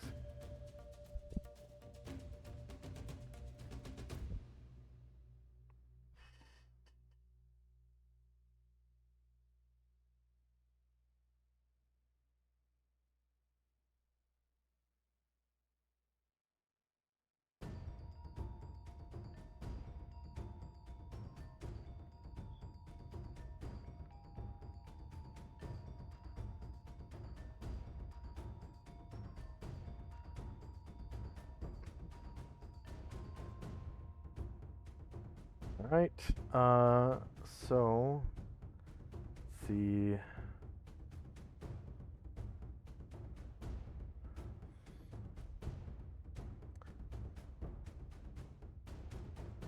Ashriel,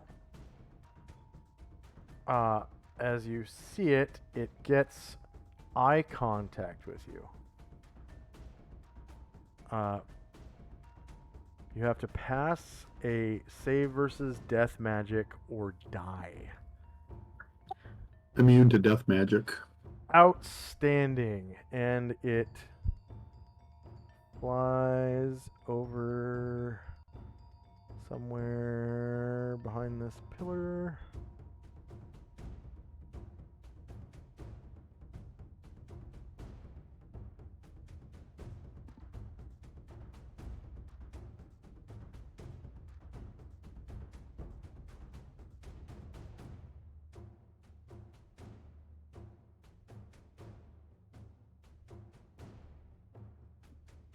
Okay, Flop, are you holding your action?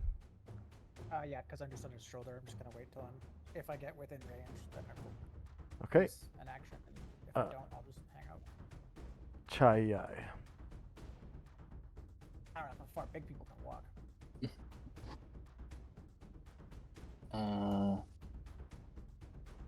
Yeah, Chai is. She's just gonna wait there.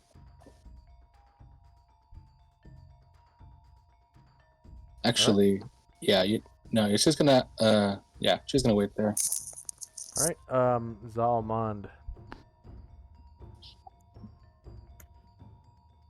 Oh man, it's kind of crowded. He's going to hold until things clear up a little bit, hopefully. Okay, the Avatar of Lao Tzu wails on the Garistro with his staff.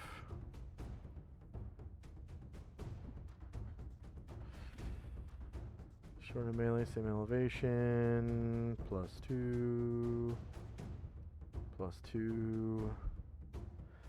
-8 beats AC -2, causing 7 damage to the Garistro. And the Greaser has to save versus paralyzation or be paralyzed forever. Save. Paralyzation. No bonus. Warrior 17 plus.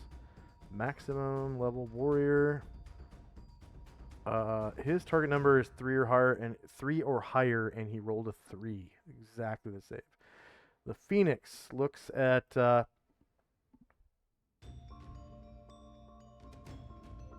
Mad Moen and reaches out with his wings.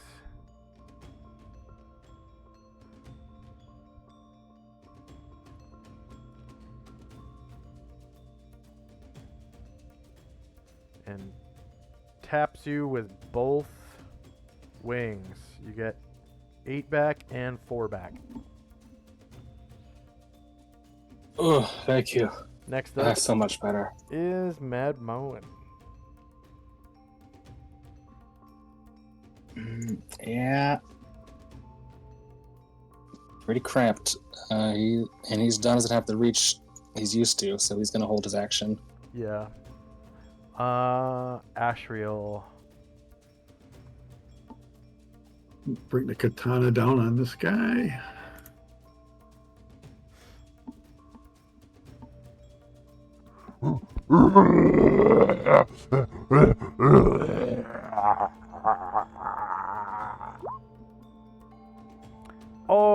rolls a 1. Shieldless line.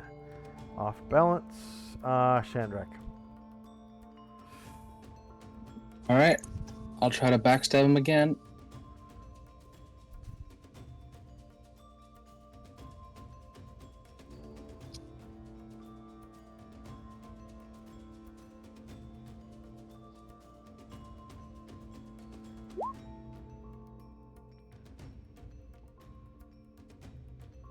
Okay. That's what we're talking about. That's Shandrak, right? Yep. You're just using your ring. Yes. I remember Gristros should be pretty stupid. Yep, they are. Yeah. Okay, so -12 beats AC -2, and you cause 66 damage. I was just reading something real quick. His green bar is looking pretty sad. The Nozira get a little closer. Does he have to do a save for taking more than 50? Yes, he does. Thank you for reminding me. Save versus death or die. So save. So, Flop. This is what was it called? A Massive damage. massive damage save. So, anytime you take 50 damage or more from a single Yeah, I remember dice roll. that rule. Yeah. It can just, it can kill you, potentially kill you. Yeah. So save versus death magic. Warrior 17 plus. Target number is 3 or higher, and he rolls an 11, so he saves. Saint Luther. Saint Luther is casting his own protection from evil 10-foot radius. All right. That lasts 100 rounds.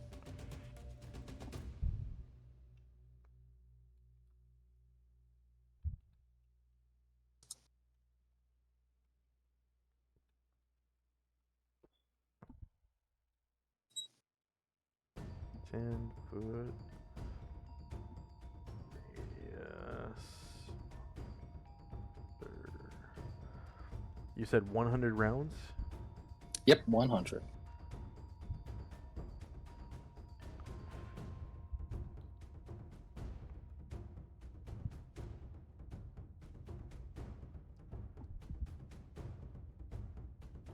All right, Salud. Chai will tell Thalud to move over and take Zalman to the beast's back. So Thalud flies up, picks up Zalman, tries to fly around to go to a square south of Sandrak.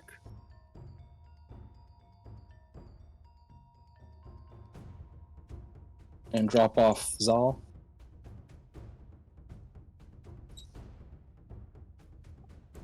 Yo, thanks. I've been waiting for that. And he tries to stab. He was waiting, so he'll try to stab the creature. Okay, he kind of turns, but he doesn't turn his back to anyone. So he goes like that.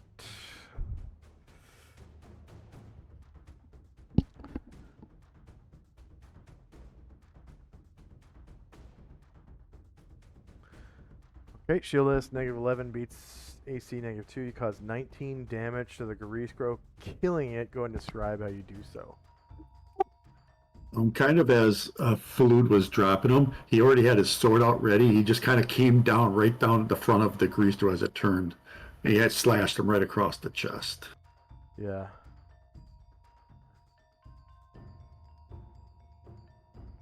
And then, can he move too? Yes, he can, because he was waiting before, right? Yeah.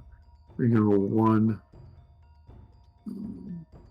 2, 4, and I don't see that other guy anymore. He disappeared. Demogorgon? No, that one that came through the portal. No, you don't see it. Mm-mm. Okay. Let me. And can I see Demogorgon? Yeah, Demogorgon yet? Let's see.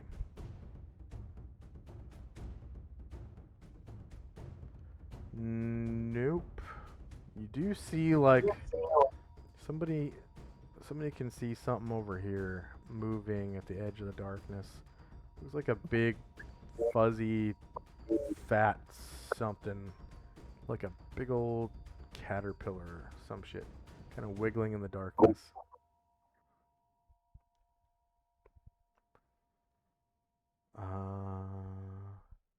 And he'll go to here and stop and see if he can see Demogorgon or not. Nope, but you definitely see one of these now. Yeah, I know. I don't like that at all.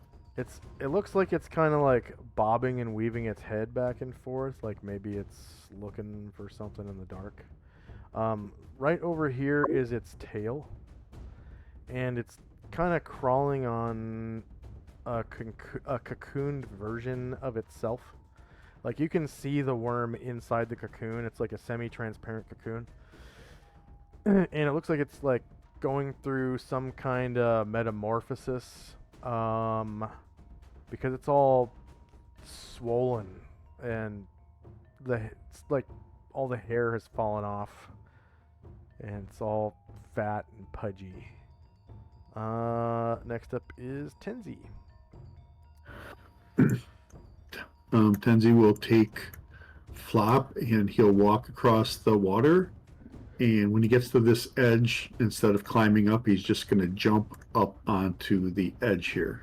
Right I just gotta make a dex check to see if I stick the.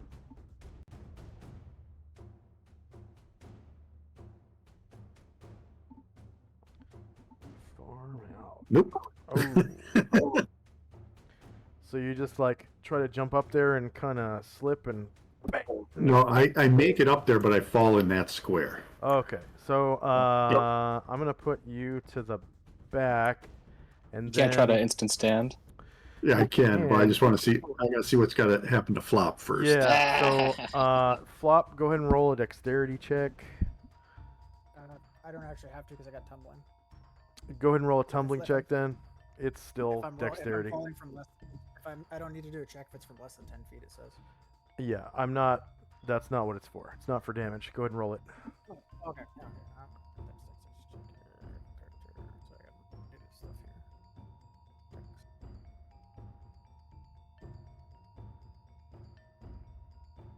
There we go.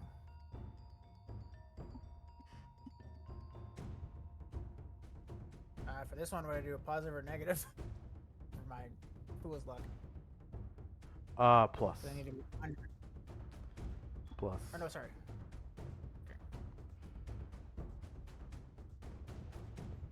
Everything is going to be normal except for initiative. Okay, you land on your feet as, you know, Tenzi kind of fumbles. And now, Tenzi, you can roll your instant stand to see if you can just pop back up.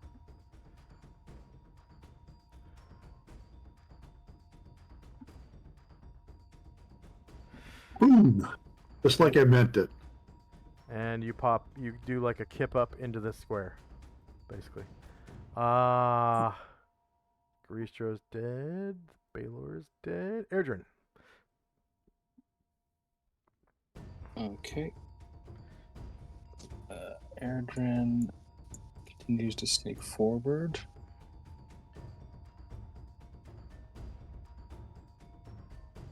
And then, Flop, you still have about 15 minutes left?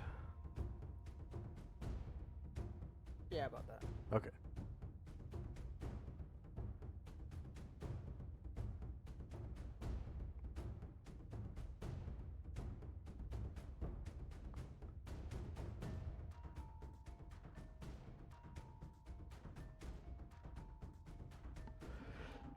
Alright. End up a bit south of the bridge, north of the treasure. And don't see any targets. That's all for him. Yep. Musashi.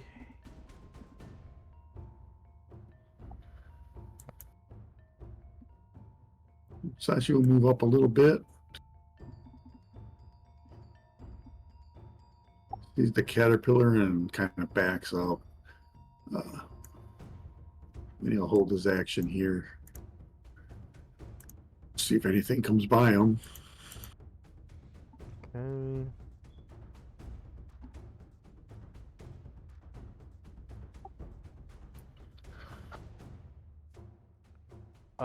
Ryer. All right. Ryer will on up.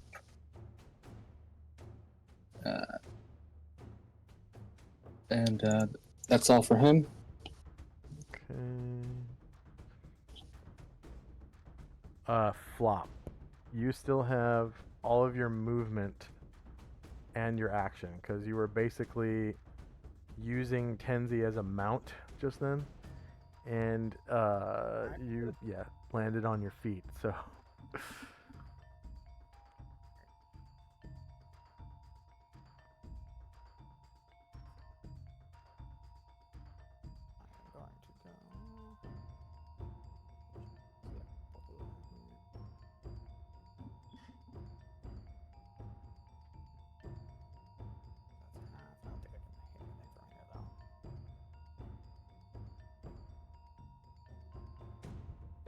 I can hit my party. I will then use the rest of my movement then.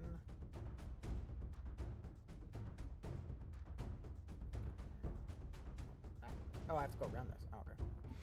Yeah, it's like a 10, let's see, 5, 10, 15, 20-foot wall right there. Let it go and then go again, right? Or just bear with me here. I'm just getting used to this. So I'm gonna see what you can see. So. Plus one. Alright, I got something to do. Yep, Then you maybe can if you- see right here. There's a bridge about 20 feet above you that leads across.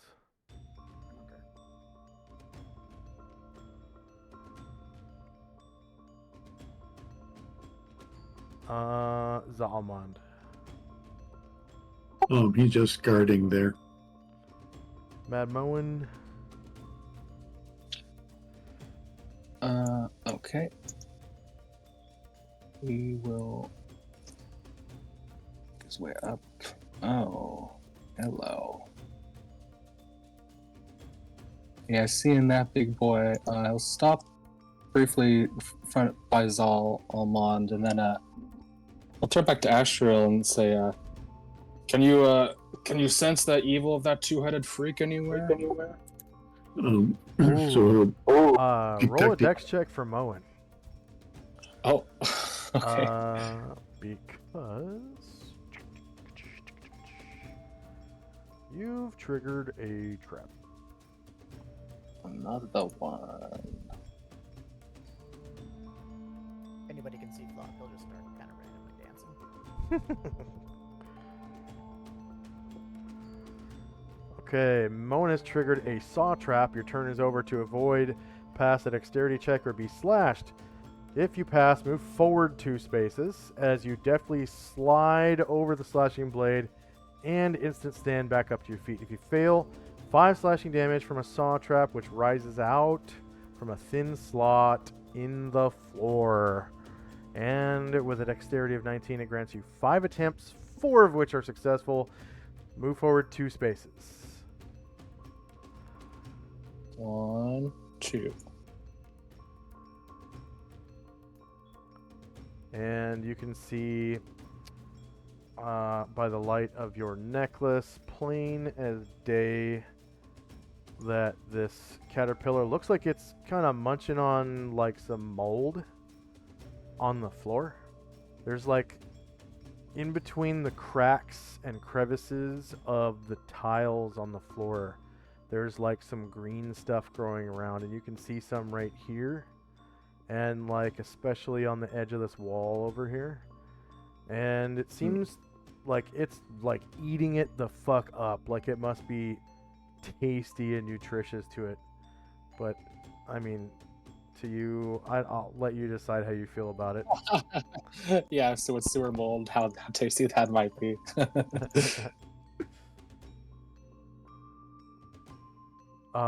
Anything else for Moen? Yeah, if you can. Yeah, I guess he has to stop because of the trap, but he'll turn back to Astral and say, "Can you sense that two-headed freak?" And Astral can detect evil. Can he do it? He has to do it on his turn, though, right? Yeah, on his turn. Yeah. Okay.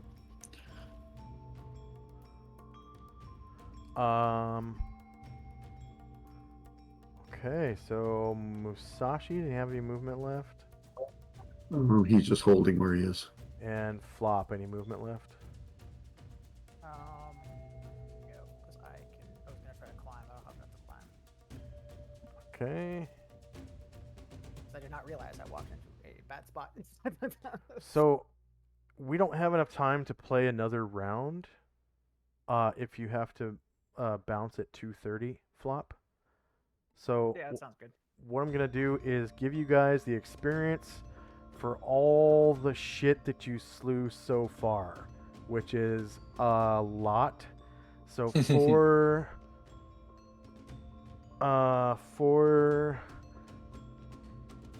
so greater vampiric Ixit shot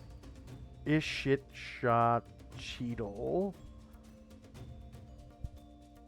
And 4 of the 5. Okay. I think they're worth 8,000 points. 4,000. Okay. 4,000 points.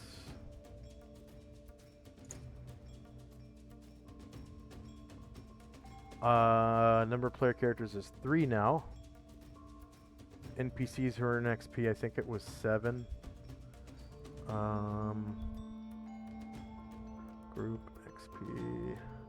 Yeah, 7. And number of creatures defeated was all 4 that were left. Hit dice per creature. So they have 8 plus 8 hit dice. So every plus 3 counts as another hit dice. Or hit die, sorry. So they count as a 10 hit die creature for the purposes of figuring hit dice experience points for warriors and bards. So the number of warriors and bards in the party was 4, but now it's 5 because we now have a jester. So I'm going to show you how to read this. Flop. So on the line it says PC with 1 class. That's how much experience you get from just from those. 2,460. And then down below where it says bards earn, and it says 40 per bard level. So at your current level, you're level 1, you get a bonus of 40 experience on top of the 2,460. So it comes out to 2,500. Does that make sense? Kind of. Okay. And you also slew an Alfeshne. So M. Oh yeah, from GM layer. Okay. Now Feshne is worth 17,000 points. 1. Now Feshne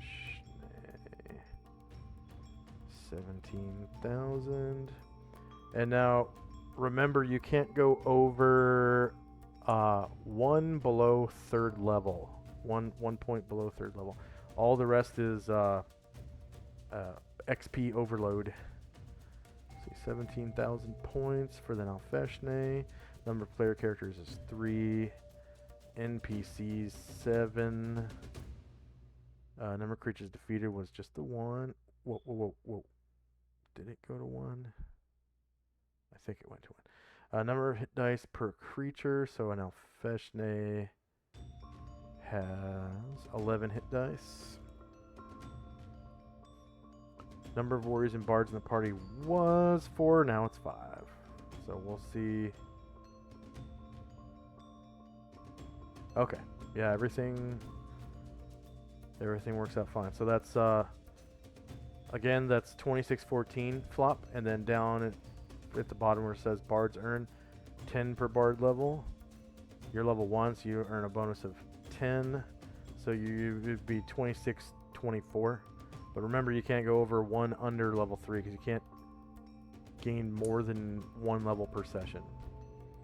So basically, just whatever it is, one below level 3, that's where you're at right now. And then you don't have to worry about any of the other experience points. Okay, and then there was a Baylor.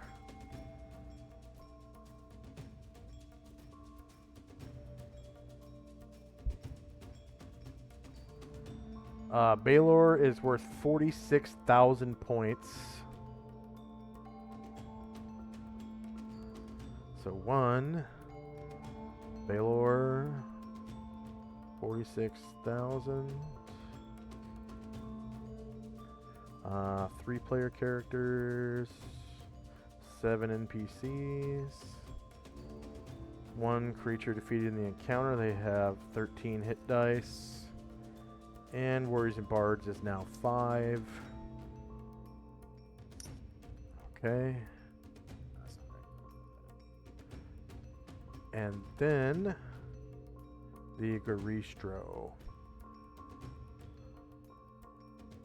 Garistro is worth 23,000 points. So 1 Garistro, 23,000. There are 3 player characters, 7 NPCs that gain XP, 1 creature defeated. Garistro has 20 hit dice. Number of warriors and bards is now 5. Okay. So, yeah, floppy should be exactly 1 below 3rd level, and then I'm gonna put you guys back. Do the level up thing, like sorry, because I have put the. I just want to make sure I'm doing all this right, because I put in. I should just have 24.99 is what I should have. I put it under the current and then got rid of that equation thing. Yeah. The gained XP part you can just set back to. I mean, you can set it back to 0 if you want. I just set it back to 0 on there because it's just fucking with the totals otherwise. Yeah, and then I just did the current XP, but it's still. Do I manually change the level to 3rd level thing, or does that happen when I push the level up button? Yes, you have to manually set it to 2. So here's your token. Again, because this one didn't have sight. And then you can put yourself anywhere in the order of march you want to. Sorry, I don't know why I'm moving your token for you. Anywhere in that order of march, like even right there. And you get the number of discretionary points for bards. I don't remember what that is. What is it, 20? 15. And then at level 2, you also get your spellbook. So somewhere, you fucking, like, maybe you were walking up the stairs and, like, leaning up against one of the stairs was a book of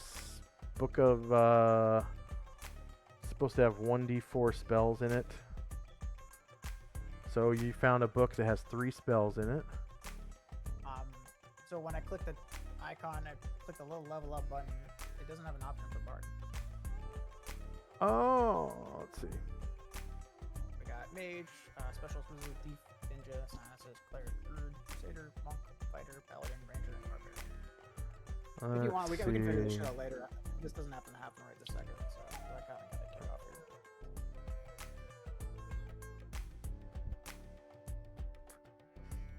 Yeah, we can figure it out later.